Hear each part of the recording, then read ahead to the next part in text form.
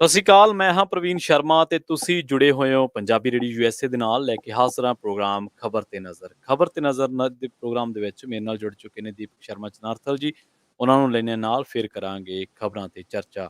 ਸ਼ਰਮਾ ਜੀ ਸਤਿ ਸ਼੍ਰੀ ਅਕਾਲ, ਸਵਾਗਤ ਹੈ ਪੰਜਾਬੀ ਸਤਿ ਸ਼੍ਰੀ ਰੇਡੀਓ ਅਕਾਲ ਜੀ। ਯੂਐਸਏ। ਸਤਿ ਸ਼੍ਰੀ ਅਕਾਲ ਸਾਰੇ ਸਰੋਤਿਆਂ ਨੂੰ ਪਿਆਰ ਭਰੀ ਸਤਿ ਸ਼੍ਰੀ ਅਕਾਲ ਜੀ, ਪ੍ਰੋਗਰਾਮ ਦੇ ਵਿੱਚ ਅੱਗੇ ਵਧਣ ਤੋਂ ਪਹਿਲਾਂ ਧੰਨਵਾਦ ਸਾਡੇ ਸਪਾਂਸਰ ਦਾ ਜਿਹੜੇ ਜ਼ਰੀਆ ਬਣਦੇ ਨੇ ਇਹਨਾਂ ਪ੍ਰੋਗਰਾਮਾਂ ਨੂੰ ਤੁਹਾਡੇ ਤੱਕ ਪਹੁੰਚਾਉਣ ਦਾ। ਖਾਲਸਾ ਇੰਸ਼ੋਰੈਂਸ ਏਜੰਸੀ ਵਾਲੇ ਪਿਛਲੇ ਕਈ ਦਹਾਕਿਆਂ ਤੋਂ ਇੰਸ਼ੋਰੈਂਸ ਦੇ ਵਿੱਚ ਸ਼ਾਨਦਾਰ ਸੇਵਾਵਾਂ ਦੇਣ ਦੇ ਲਈ ਜਾਣੇ ਜਾਂਦੇ ਨੇ। ਕਿਸੇ ਵੀ ਤਰ੍ਹਾਂ ਦੀ ਇੰਸ਼ੋਰੈਂਸ ਲੈਣੀ ਹੈ ਤਾਂ ਤੁਸੀਂ ਇਹਨਾਂ ਦੇ ਨਾਲ 4082722500 ਤੇ ਸੰਪਰਕ ਕਰ ਸਕਦੇ ਹੋ।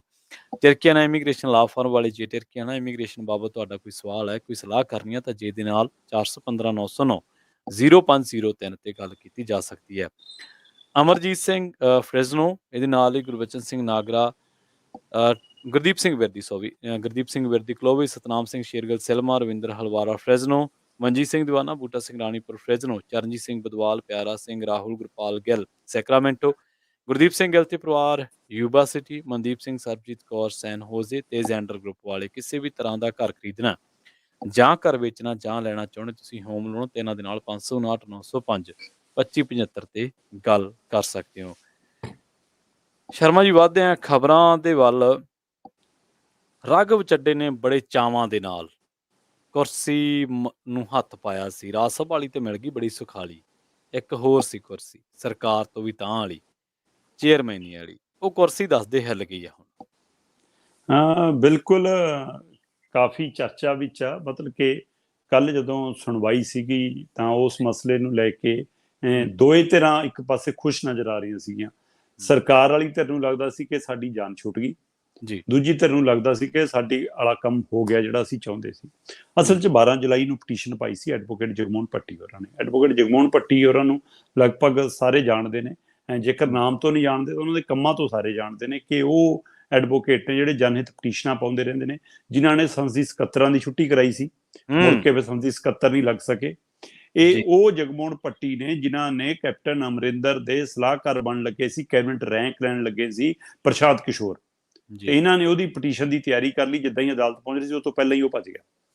ਸੋ ਇਸ ਲਈ ਉਹਨੂੰ ਇਹ ਅਸਰ ਸੀਗਾ। ਸੋ ਇਸੇ ਲਈ ਇਹ ਚਰਚਾ ਸੀ ਪੰਜਾਬ ਦੇ ਸਿਆਸੀ ਗਲਿਆਰਿਆਂ 'ਚ, ਖਾਸ ਕਰਕੇ ਸੱਤਾ ਦੇ ਘਰ ਦੇ ਅੰਦਰ, ਕਿ ਜਗਮੋਹਨ ਭੱਟੀ ਨੇ ਪਟੀਸ਼ਨ ਪਾਤੀ, ਇਸ ਲਈ ਨੋਟੀਫਿਕੇਸ਼ਨ ਜਾਰੀ ਨਹੀਂ ਹੋ ਰਿਹਾ। ਤੇ ਇੱਧਰ ਕਹਿੰਦੇ ਰਾਘਵ ਚੱਡਾ ਦੀ ਤਲਖੀ ਇਸੇ ਗੱਲ ਨੂੰ ਲੈ ਕੇ ਵੱਧ ਰਹੀ ਸੀ ਕਿ ਰਾਘਵ ਚੱਡਾ ਜੀ ਕਹਿੰਦੇ ਕਿ ਮੈਂ ਭਾਈ ਮਤਲਬ ਕਿ ਚਾਹੇ ਦਬਾਅ ਕਹਿ ਲਓ ਕੇਂਦਰ ਦਾ, ਹਾਈ ਕਮਾਂਡ ਦਾ, ਅਰਵਿੰਦ ਕੇਜਰੀਵਾਲ ਦਾ, ਕਿ ਉਹ ਇੱਕ ਵਰਤਾਂਤ ਦੁਹਰਾਇਆ ਗਿਆ। ਪੰਜਾਬ ਦੇ ਵਿੱਚ ਭਗਵੰਤ ਮਾਨ ਹੋਰੀ ਮੁੱਖ ਮੰਤਰੀ ਬਣਦੇ ਨੇ, ਮੁੱਖ ਮੰਤਰੀ ਬਣਨ ਤੋਂ ਬਾਅਦ ਦਿੱਲੀ ਪਹੁੰਚਦੇ ਨੇ, ਦਿੱਲੀ ਜਾ ਕੇ ਪੈਰੀ ਹੱਥ ਲਾਉਂਦੇ ਨੇ ਤੇ ਉਹ ਪੈਰੀ ਹੱਥ ਦੀ ਇੱਕ ਵੀਡੀਓ ਚਲਾਈ ਜਾਂਦੀ ਆ ਜੀ। ਤੇ ਉਸ ਤੋਂ ਬਾਅਦ ਕਹਿੰਦੇ ਕਿ ਹੁਣ ਇੱਧਰ ਦਬਾਅ ਸੀਗਾ ਕਿ ਭਾਈ ਠੀਕ ਆ ਰਾਜ ਸਭਾ ਮਿਲ ਗਈ ਜਿਵੇਂ ਤੁਸੀਂ ਵੀ ਕਿਹਾ, ਪਰ ਅਸਲੀ ਸੀਗਾ ਕਿ ਸੱਤਾ ਨੂੰ ਕਿਵੇਂ ਚਲਾਈਏ, ਪੰਜਾਬ ਨੂੰ ਕਿਵੇਂ ਚਲਾਈਏ, ਪੰਜਾਬ ਦੇ ਮੰਤਰੀਆਂ ਨੂੰ, ਪੰਜਾਬ ਦੇ ਅਫਸਰਾਂ ਨੂੰ ਹੁਕਮ ਕਿਵੇਂ ਦਈਏ। ਕਹਿੰਦੇ ਉਹਦੇ ਲਈ ਫਿਰ ਰਾਹ ਕੱਢਿਆ ਕਿ ਭਾਈ ਐਂ ਕਰੋ ਕਿ ਇਹਨਾਂ ਨੂੰ ਸਲਾਹਕਾਰ ਕਮੇਟੀ ਬਣਾਓ ਤੇ ਉਹਦਾ ਚੇਅਰਮੈਨ ਲਾ ਦਿਓ। ਇੱਕ ਹੁੰਦਾ ਕਿ ਤੁਸੀਂ ਕਿਸੇ ਮੁੱਖ ਮੰਤਰੀ ਦੇ ਸਲਾਹ ਕਰ ਲੱਗੇ, ਇੱਕ ਹੁੰਦਾ ਕਿਸੇ ਮੰਤਰੀ ਦੇ ਸਲਾਹ ਕਰ ਲੱਗੇ, ਪਰ ਇੱਕ ਕਮੇਟੀ ਧਿਆਨ ਹੋਂਦ ਚ ਲਿਆਉਣੀ, ਉਹ ਵੀ ਫਿਰ ਕਹਿ ਕੇ ਕੈਬਨਿਟ ਰੈਂਕ ਦੇ ਕੇ, ਤੇ ਇਹਦੇ ਲਈ ਦਫ਼ਤਰ ਵੀ ਦੇਣਾ, ਮੁਲਾਜ਼ਮ ਵੀ ਦੇਣ ਦੀ ਤਿਆਰੀ ਕਰਨੀ। ਤੇ ਉਹ ਤੋਂ ਹਿਸਾਬ ਸੀਗਾ ਕਿ ਇੱਕ ਸਰਕਾਰ ਤਿਆਰ ਹੋ ਰਹੀ ਆ ਜੀ, ਸੂਬੇ 'ਚ 2 ਸਰਕਾਰਾਂ ਤਿਆਰ ਹੋ ਰਹੀਆਂ। ਸੋ ਇੱਕ ਆਣਾ ਲਾਣਿਆ ਮੁੱਖ ਮੰਤਰੀ ਤਿਆਰ ਹੋ ਰਿਹਾ। ਸੋ ਜਿਹੜਾ ਇਹ ਖਤਰਾ ਸੀਗਾ, ਫਿਰ ਉਹਦੇ ਲਈ ਸਕ੍ਰਿਪਟ ਵੀ ਉਸੇ ਤਰ੍ਹਾਂ ਲਿਖੀ ਗਈ ਕਿ ਭਗਵੰਤ ਮਾਨ ਕਹਿੰਦੇ ਕਿ ਠੀਕ ਹੈ ਜੇ ਮੈਂ ਕੇਜਰੀਵਾਲ ਦੇ ਪੈਰੀ ਹੱਥ ਲਾਏ ਸੀ ਤਾਂ ਉਹੀ ਜੀ ਇੱਕ ਤਸਵੀਰ ਹੋਰ ਹੋ ਜਾਵੇ, ਜਾਂ ਦਿੱਲੀ ਨੂੰ ਲੱਗਿਆ ਕਿ ਅਸੀਂ ਪੰਜਾਬ ਦਾ ਇਹ ਭੁਲੇਖਾ ਕੱਢ ਦਈਏ ਕਿ ਦੇਖੋ ਜੀ ਅਸੀਂ ਤਾਂ ਮੁੱਖ ਮੰਤਰੀ ਸਾਹਿਬ ਤੋਂ ਛੋਟੇ ਹਾਂ। ਸੋ ਇਸ ਲਈ ਉਹ ਇੱਕ ਸਕ੍ਰਿਪਟ ਉਹਨਾਂ ਦਿਨਾਂ ਚੱਲੀ ਕਿ ਦੇਖੋ ਜੀ ਫੋਨ ਤਾਂ ਪਹਿਲਾਂ ਹੀ ਸੋਫੇ ਤੇ ਪਿਆ ਸੀਗਾ, ਇਹ ਸਾਈਡ ਤੋਂ ਆ ਕੇ ਸਿਰਫ ਵੀਡੀਓ ਬਣਾਉਣ ਲਈ ਪੈਰੀ ਹੱਥ ਲਾਏ ਨੇ। ਸੋ ਪੈਰੀ ਹੱਥ ਵੀ ਲਾਤੇ। ਰਾਘਵ ਚੱਡਾ ਜੀ ਲਈ ਚਿੱਠੀ ਵੀ ਜਾਰੀ ਹੋ ਗਈ, ਰਾਘਵ ਚੱਡਾ ਜੀ ਨੇ ਪੈਰੀ ਹੱਥ ਵੀ ਲਾਤੇ ਭਗਵੰਤ ਮਾਨ ਦੇ, ਉਹ ਵੀਡੀਓ ਫੋਟੋਆਂ ਸੋਸ਼ਲ ਮੀਡੀਆ ਤੇ ਵੀ ਪਾਤੀਆਂ। ਫਿਰ ਨਾਰਾਜ਼ਗੀ ਵਧੀ ਕਿ ਇੰਨੇ ਦਿਨਾਂ ਤੋਂ ਬਾਅਦ ਵੀ, ਸਾਰਾ ਕੁਝ ਕਰਨ ਦੇ ਬਾਅਦ ਵੀ ਮੇਰਾ ਨੋਟੀਫਿਕੇਸ਼ਨ ਨਹੀਂ ਹੋ ਰਿਹਾ, ਮੈਨੂੰ ਕੁਰਸੀ ਨਹੀਂ ਮਿਲ ਰਹੀ। ਸੋ ਇੱਧਰ ਉਹ ਮਾਮਲਾ ਚੱਲ ਰਿਹਾ ਸੀਗਾ ਕਿ ਇੱਧਰ ਪਟੀਸ਼ਨ ਪੈ ਗਈ। ਸੋ ਪਟੀਸ਼ਨ ਤੋਂ ਬਾਅਦ ਭਗਵੰਤ ਮਾਨ ਨੇ ਤਾਂ ਸਾਹ ਲਿਆ ਹੋਣਾ, ਹੁਣ ਚਾਹੇ ਮੰਨਣ ਚਾਹੇ ਨਾ ਮੰਨਣ। ਬਤੌਰ ਮੁੱਖ ਮੰਤਰੀ ਉਹ ਬੇਸ਼ੱਕ ਕੇਜਰੀਵਾਲ ਨੂੰ ਕਹਿੰਦੇ ਹੋਣ ਕਿ ਹਮ ਕਰ ਰਹੇ ਹਾਂ ਕੋਸ਼ਿਸ਼, यहाँ ये दिक्कत है, पर हकीकत ਇਹ ਸੀ ਕਿ ਉਹਨਾਂ ਨੇ ਸਾਹ ਲਿਆਉਣਾ ਕਿ ਲੈ ਵੀ ਗੱਲ ਬਣ ਗਈ। ਪਰ ਇੱਕ ਪਾਸੇ ਤੁਸੀਂ ਚਿੱਠੀ ਦੀ ਲਿਖਤ ਦੇਖੋ ਜੀ ਕਿ ਪੰਜਾਬ ਦੇ ਵਿੱਚ ਚੀਫ ਸੈਕਟਰੀ ਲਾਇਆ ਜਾਂਦਾ ਬੀਕੇ ਜੰਜੂਆ ਜੀ ਨੂੰ, ਔਰ ਬੀਕੇ ਜੰਜੂਆ ਜੀ ਚੀਫ ਸੈਕਟਰੀ ਦਾ ਉਹਦਾ ਸੰਭਾਲਦੇ ਹੀ ਪਹਿਲੀ ਚਿੱਠੀ ਇਹੀ ਕੱਢਦੇ ਨੇ, ਔਰ ਇਹ ਚਿੱਠੀ ਉਸ ਦਿਨ ਕੱਢੀ ਜਾਂਦੀ ਹੈ ਜਿੱਦਣ ਮੁੱਖ ਮੰਤਰੀ ਭਗਵੰਤ ਮਾਨ ਹੋਰੀ ਦੂਜੇ ਵਿਆਹ ਦੀਆਂ ਲਾਵਾਂ ਲੈ ਰਹੇ ਸੀ। ਸੋ ਉਸ ਸਮੇਂ ਚਿੱਠੀ ਕੱਢੀ ਗਈ ਤੇ ਇੱਧਰ ਉਹ ਕਹਿੰਦੇ ਕਿ ਕੁੜੀ ਦਾ ਭਰਾ ਬਣ ਕੇ ਮਤਲਬ ਕਿ ਲਾਮਾ 'ਚ ਬੈਠਾ ਸੀਗਾ ਰਾਘਵ ਚੱਡਾ, ਤੇ ਉਧਰ ਚਿੱਠੀ ਜਾਰੀ ਹੋ ਗਈ, ਤੁਹਾਨੂੰ ਚੇਅਰਮੈਨੀ ਦਾ ਤੋਹਫਾ। ਜੀ ਚਲੋ, ਪਰ ਪਟੀਸ਼ਨ ਦੇ ਵਿੱਚ ਜਿਹੜਾ ਕੱਲ ਕੋਰਟ ਦੇ ਵਿੱਚ ਜੋ ਕੁਝ ਹੋਇਆ, ਉਸ ਨੇ ਸੱਤਾਧਾਰੀ ਧਿਰ ਨੂੰ ਤਾਂ ਇਹ ਰਾਹਤ ਦਿੱਤੀ ਕਿ ਪਟੀਸ਼ਨ ਲਗਭਗ ਖਤਮ ਕਰ ਦਿੱਤੀ ਹੈ, ਮਾਮਲਾ ਕੋਰਟ ਨੇ ਨਿਪਟਾ ਦਿੱਤਾ। ਕੋਰਟ ਨੇ ਕਿਹਾ ਸਰਕਾਰ ਨੂੰ ਕਿ ਭਾਈ ਤੁਸੀਂ ਜਿਹੜੀ ਪਟੀਸ਼ਨ 'ਚ ਸਵਾਲ ਚੁੱਕੇ ਗਏ ਨੇ ਉਹਦਾ ਜਵਾਬ ਦਿਓ, ਜੀ ਸਾਨੂੰ ਵੀ ਦੱਸਿਓ ਤੇ ਪਟੀਸ਼ਨ ਕਰਤਾ ਨੂੰ ਵੀ ਜਵਾਬ ਦਿਓ, ਤੇ ਇਹਦੇ ਤੇ ਫੈਸਲਾ ਆਪ ਲਓ। ਪਰ ਜਿਹੜੀਆਂ ਟਿੱਪਣੀਆਂ ਮੂੰਹ ਜ਼ਬਾਨੀ ਕੀਤੀਆਂ, ਹਾਂਜੀ, ਉਹ ਕਮਾਲ ਸੀਗੀਆਂ। ਉਹਦੇ ਵਿੱਚ ਉਹਨਾਂ ਨੇ ਪੁੱਛਿਆ ਕਿ ਕੀ ਇਹ ਸੰਵਿਧਾਨਕ ਅਹੁਦਾ, ਕੀ ਇਹਨੂੰ ਕਾਨੂੰਨੀ ਮਾਨਤਾ ਹੈ ਜੀ, ਕੀ ਤੁਸੀਂ ਇਸ ਹੱਦ ਤੱਕ ਆ ਗਏ ਕਿ ਜਿਹੜੇ ਬੰਦੇ ਨੇ ਨਾ ਚੋਣ ਜਿੱਤੀ ਨਾ ਲੋਕਾਂ ਨੇ ਉਹਨੂੰ ਚੁਣਿਆ, ਤੁਸੀਂ ਉਸ ਨੂੰ ਇੱਕ ਸੰਵਿਧਾਨਕ ਅਹੁਦਾ ਕਿਵੇਂ ਦੇ ਸਕਦੇ ਹੋ? ਜੇਕਰ ਤੁਸੀਂ ਕੈਬਨਿਟ ਰੈਂਕ ਦੇਣਾ ਹੈ, ਕੁਰਸੀ ਦੇਣੀ ਹੈ, ਅਮਲਾ ਫਾਲਾ ਦੇਣਾ, ਤਾਂ ਫਿਰ ਸੰਵਿਧਾਨਕ ਤੌਰ ਤੇ ਤਾਂ ਰਾਜਪਾਲ ਨੇ ਸਹੁੰ ਚੁਕਾਉਣੀ ਹੁੰਦੀ ਹੈ, ਉਹਨੂੰ ਕੌਣ ਸਹੁੰ ਚੁਕਾਊਗਾ? ਸਰਕਾਰ ਨੇ ਆਪਣੀ ਜਾਨ ਇਹ ਕਹਿ ਕੇ ਛਡਾਉਣ ਦੀ ਕੋਸ਼ਿਸ਼ ਕੀਤੀ ਕਿ ਨਹੀਂ ਜੀ ਅਸੀਂ ਤਾਂ ਕੋਈ ਨੋਟੀਫਿਕੇਸ਼ਨ ਜਾਰੀ ਨਹੀਂ ਕੀਤਾ, ਇਹ ਤਾਂ ਇੱਕ ਐਡਹੌਕ ਕਮੇਟੀ ਹੈ, ਇਹ ਤਾਂ ਬਸ ਪੰਜਾਬ ਦੀ ਸਰਕਾਰ ਨੂੰ ਜਦੋਂ ਲੋੜ ਹੋਈ ਕਿਸੇ ਮਸਲੇ ਤੇ ਸਲਾਹ ਲੈ ਲਿਆ ਕਰਨਗੇ। ਉਹ ਕਹਿੰਦੇ ਭਾਈ ਐਮਐਲਏ ਨਹੀਂ ਤੁਹਾਡੇ ਕੋਲ, 92 ਐਮਐਲਏ ਨੇ ਤੁਹਾਡੀ ਸਰਕਾਰ ਦੇ ਵਿੱਚ, ਤੁਸੀਂ ਮੰਤਰੀ ਬਣਾ ਲਏ, ਤੁਸੀਂ ਚੀਫ ਸੈਕਟਰੀ ਰੱਖ ਲਏ, ਸਕੱਤਰ ਰੱਖ ਲਏ, ਤੁਹਾਡੇ ਕੋਲ ਅਫਸਰਸ਼ਾਹੀ ਹੈ, ਤੇ ਉਹਦੇ ਬਾਵਜੂਦ ਫਿਰ ਸਲਾਹਕਾਰ ਕਮੇਟੀ ਦੀ ਕੀ ਲੋੜ ਪੈਗੀ? ਤੇ ਫਿਰ ਤੁਸੀਂ ਉਹਨੂੰ ਜਿਹੜਾ ਰੈਂਕ ਦੇ ਰਹੇ ਹੋ, ਸਰਵ ਦੇ ਰਹੇ ਹੋ, ਉਹ ਕੀ ਸੰਵਿਧਾਨ ਦੇ ਉਲਟ ਨਹੀਂਗਾ? ਸੋ ਇਸ ਤੇ ਜਦੋਂ ਸਵਾਲ ਆਏ ਤਾਂ ਫਿਰ ਉੱਥੇ ਮਤਲਬ ਕਿ ਸਰਕਾਰ ਕੋਲ ਕੋਈ ਜਵਾਬ ਨਹੀਂ ਸੀ। ਹਾਂ, ਇਹ ਤਾੜਨਾਮਾ ਕਹਿ ਲਓ, ਇਹ ਝਾੜਾਂ ਕਹਿ ਲਓ, ਇਹਨੂੰ ਟਿੱਪਣੀਆਂ ਕਹਿ ਲਓ, ਪਰ ਇਹਨੂੰ ਲਿਖਤੀ 'ਚ ਕਿਤੇ ਨਹੀਂ ਲਿਆ। ਪਟੀਸ਼ਨ ਕਰਤਾ ਨੂੰ ਵੀ ਕਿਹਾ ਕਿ ਭਾਈ ਠੀਕ ਆ, ਲੋੜ ਹੋਊਗੀ ਦੁਬਾਰਾ ਸ਼ੁਰੂ ਹੋ ਜੂਗੀ ਕਾਰਵਾਈ, ਪਹਿਲਾਂ ਤੁਸੀਂ ਜਵਾਬ ਲਿਖੋ। ਸੋ ਹੁਣ ਪੱਟੀ ਹੋ ਰਹੀ, ਸਰਕਾਰ ਦਾ ਜਵਾਬ ਲਿਖਣਗੇ। ਸਰਕਾਰ ਇਹਨੂੰ ਕੀ ਜਵਾਬ ਦਿੰਦੀ ਆ? ਸਰਕਾਰ ਨੇ ਇੰਨਾ ਕਹਿ ਕੇ ਪੱਲਾ ਛਡਾ ਲਿਆ ਕਿ ਅਸੀਂ ਤਾਂ ਜੀ ਸਿਰਫ ਇੱਕ ਲੈਟਰ ਜਾਰੀ ਕੀਤਾ। ਉਹ ਕਹਿੰਦੇ ਲੈਟਰ ਫਿਰ ਕੀ ਆਧਾਰ ਰੱਖਦਾ? ਚਿੱਠੀ ਦੀ ਕੀ ਹੁੰਦਾ ਜਦੋਂ ਇਹ ਅਹੁਦਾ ਸੰਵਿਧਾਨਕ ਹੈ? ਫਿਰ ਉਹ ਸੰਵਿਧਾਨਕ ਰੂਪ। ਸੋ ਇਸ ਲਈ ਮੈਨੂੰ ਲੱਗ ਰਿਹਾ ਕਿ ਰਾਘਵ ਚੱਡਾ ਲਈ ਹੁਣ ਕੁਰਸੀ ਲੈਣੀ ਔਖੀ ਹੈ, ਕਿਉਂਕਿ ਇਸ ਅਹੁਦੇ ਦੇ ਰਾਹੀਂ ਉਹਨਾਂ ਨੂੰ ਇੱਕ ਦਫ਼ਤਰ ਅਲਾਟ ਹੋਣਾ ਸੀ, ਜੀ ਨਾਲ ਸਕੱਤਰ ਮਿਲਣਾ ਸੀ, ਨਾਲ ਮੁਲਾਜ਼ਮ ਮਿਲਣੇ ਸੀ। ਬੇਸ਼ੱਕ ਕਹਿੰਦੇ ਤਨਖਾਹ ਕੋਈ ਨਹੀਂ ਲੈਣੀ, ਕੋਠੀ ਰਾਜ ਸਭਾ ਦੇ ਕੋਟੇ ਚੋਂ ਲਈ ਹੋਈ ਆ, ਸਾਰਾ ਕੁਝ ਮਤਲਬ ਕਿ ਪਹਿਲਾਂ ਹੀ ਲਿਆ ਹੋਇਆ। ਸੋ ਇਸ ਲਈ ਆਹ ਸਾਰਾ ਕੁਝ ਹੁਣ ਅਮਲੀ ਜਾਮਾ ਪਹਿਨਾ ਕੇ ਇਹਦਾ ਮਤਲਬ ਅਦਾਲਤ ਨੂੰ, ਮਾਨਯੋਗ ਜੱਜਾਂ ਨੂੰ ਵੀ ਇਹ ਗੱਲ ਸਮਝ ਆਈ ਕਿ ਭਾਈ ਤੁਸੀਂ ਪੈਰਲਲ ਸਰਕਾਰ ਚਲਾਉਣ ਦੀ ਕੋਸ਼ਿਸ਼ ਕਰ ਰਹੇ ਹੋ। ਸੋ ਉਹਨਾਂ ਦੀ ਤਾੜਨਾ ਤੋਂ ਬਾਅਦ ਸਰਕਾਰ ਲਈ ਹੁਣ ਦਿੱਕਤ ਹੋਏਗੀ। ਸਰਕਾਰ ਇਹਦੇ ਉੱਤੇ ਕਿਵੇਂ ਆਪਣਾ ਪੱਖ ਬਚਾ ਕੇ ਰਿਪੋਰਟ ਕੀ ਲਿਆਉਂਦੀ ਆ, ਜਵਾਬ ਕੀ ਦਿੰਦੀ ਆ, ਦੇਖਣ ਵਾਲੀ ਗੱਲ ਹੋਊਗੀ। ਫਿਲਹਾਲ ਰਾਘਵ ਚੱਡਾ ਜੀ ਦੀ ਚੇਅਰਮੈਨ ਵਾਲੀ ਕੁਰਸੀ ਤਾਂ ਹੁਣ ਮੈਨੂੰ ਲੱਗਦਾ ਥੱਲੇ ਖਿਸ ਗਈ। ਉਧਰ ਇੱਕ ਬੰਦੇ ਦੀ ਹੋਰ ਵੀ ਇੱਕ ਸ਼ਖਸ ਦੀ ਕੁਰਸੀ ਖਤਰੇ 'ਚ ਪੈ ਗਈ ਹੈ ਸ਼ਰਮਾ ਜੀ, ਉਹ ਨੇ ਬੀਕੇ ਜੰਜੂਆ ਸਾਹਿਬ। ਤੇ ਕੁਰਸੀ ਉਹਨਾਂ ਦੀ ਵੀ ਕੋਈ ਮਾੜੀ ਮੋਟੀ ਨਹੀਂ, ਚੀਫ ਸਕੱਤਰ ਵਾਲੀ ਸੀ। ਹਾਂ ਬਿਲਕੁਲ, ਪੰਜਾਬ ਦੇ ਵਿੱਚ ਮਤਲਬ ਕਿ ਜੇਕਰ ਕੋਈ ਵੱਡੇ ਅਹੁਦੇ ਦੋ ਮੰਨੇ ਜਾਂਦੇ ਨੇ ਤਾਂ ਉਹ ਡੀਜੀਪੀ ਦਾ ਔਰ ਚੀਫ ਸਕੱਤਰ ਦਾ। ਇਹ ਦੋ ਉਹਦੇ ਸਭ ਤੋਂ ਅਹਿਮ ਹੁੰਦੇ ਨੇ ਕਿ ਇਹਨਾਂ ਤੇ ਕੌਣ ਹੈ। ਸਾਰੀ ਅਫਸਰਸ਼ਾਹੀ ਉਸ ਧੁਰੇ ਦੁਆਲੇ ਘੁੰਮਦੀ ਆ, ਪੁਲਿਸ ਪ੍ਰਸ਼ਾਸਨ ਡੀਜੀਪੀ ਦੇ, ਤੇ ਬਾਕੀ ਸਾਰਾ ਜਿਹੜਾ ਦਫ਼ਤਰੀ ਪ੍ਰਸ਼ਾਸਨ ਆ, ਸਾਡਾ ਪ੍ਰਬੰਧਕੀ ਪ੍ਰਸ਼ਾਸਨ ਆ ਸਾਰਾ, ਉਹ ਸਾਰਾ ਚੀਫ ਸੈਕਟਰੀ ਦੇ। ਸੋ ਉਸ ਦੋ ਅਹੁਦਿਆਂ ਦੇ ਉੱਤੇ ਸਭ ਤੋਂ ਜ਼ਿਆਦਾ ਹੁੰਦਾ ਕਿ ਕੌਣ ਆਉਂਦਾ। ਹੁਣ ਬੀਕੇ ਜੰਜੂਆ ਹੋਰਾਂ ਦੀ ਚੋਣ ਕੀਤੀ ਗਈ, ਸੋ ਉਸ ਨੂੰ ਲੈ ਕੇ ਬੇਸ਼ੱਕ ਪਹਿਲੇ ਚੀਫ ਸੈਕਟਰੀ ਨੂੰ ਲੈ ਕੇ ਸਵਾਲ ਉੱਠੇ ਕਿ ਉਹ ਕਿਉਂ ਨਹੀਂ ਰਹਿ ਸਕੇ, ਜਦੋਂ ਕਿ ਉਹ ਬੜੇ ਇਮਾਨਦਾਰ ਦੇਖਣ ਵਾਲੇ ਮੰਨੇ ਜਾਂਦੇ ਨੇ। ਤੇ ਕਹਿੰਦੇ ਨੇ ਕਿ ਭਗਵੰਤ ਮਾਨ ਉਹਨਾਂ ਨੂੰ ਵੀ ਰੱਖਣਾ ਚਾਹੁੰਦੇ ਸੀ, ਪਰ ਉਹ ਖੁਦ ਇਸ ਲਈ ਤਿਆਰ ਨਹੀਂ ਸੀ ਕਿ ਉਹਨਾਂ ਨੂੰ ਦਿਸ਼ਾ ਨਿਰਦੇਸ਼ ਜਿਹੜੇ ਦਿੱਲੀ ਤੋਂ ਆਉਂਦੇ ਸੀ, ਖਾਸ ਕਰਕੇ ਆਹੀ ਰਾਘਵ ਚੱਡੇ ਵਾਲਾ ਮਾਮਲਾ, ਕਹਿੰਦੇ ਕਿ ਉਹਨਾਂ ਨੇ ਇਨਕਾਰ ਕਰਤਾ ਸੀ ਕਿ ਮੈਂ ਇਹ ਚਿੱਠੀ ਜਾਰੀ ਨਹੀਂ ਕਰਨੀ, ਇਹ ਚਿੱਠੀ ਮੇਰੇ ਅਧਿਕਾਰ ਖੇਤਰ 'ਚ ਨਹੀਂ ਆਉਂਦੀ, ਇਹ ਪੰਜਾਬ ਸਰਕਾਰ ਦੇ ਸੰਵਿਧਾਨ ਦੇ ਅਨੁਸਾਰ ਨਾਲ ਉਹਦਾ ਨਹੀਂ ਬਣਦਾ, ਮੈਂ ਇਹ ਚਿੱਠੀ ਦੇ ਉੱਤੇ ਦਸਤਖਤ ਨਹੀਂ ਕਰਨੇ। ਸੋ ਕਹਿੰਦੇ ਕਿ ਇਸ ਲਈ ਅਨਿਰੁੱਧ ਤਿਵਾੜੀ ਨੂੰ ਲਾਂਭੇ ਕਰਨਾ ਪਿਆ, ਉਹਨਾਂ ਦੀ ਥਾਂ ਤੇ ਬੀਕੇ ਜੰਜੂਆ ਨੂੰ ਚੁਣਿਆ ਗਿਆ। ਹੁਣ ਬੀਕੇ ਜੰਜੂਆ ਪੁਰਾਣੇ ਅਫਸਰ ਨੇ, ਵੱਡੇ ਅਫਸਰ ਨੇ, ਵੱਖ-ਵੱਖ ਵੱਡੇ ਨਾਮਚੀਨ ਅਹੁਦਿਆਂ ਤੇ ਰਹਿ ਚੁੱਕੇ ਨੇ, ਪਰ 2009 ਦਾ ਵਿਵਾਦ ਉਹਨਾਂ ਦਾ ਪਿੱਛਾ ਨਹੀਂ ਛੱਡ ਰਿਹਾ।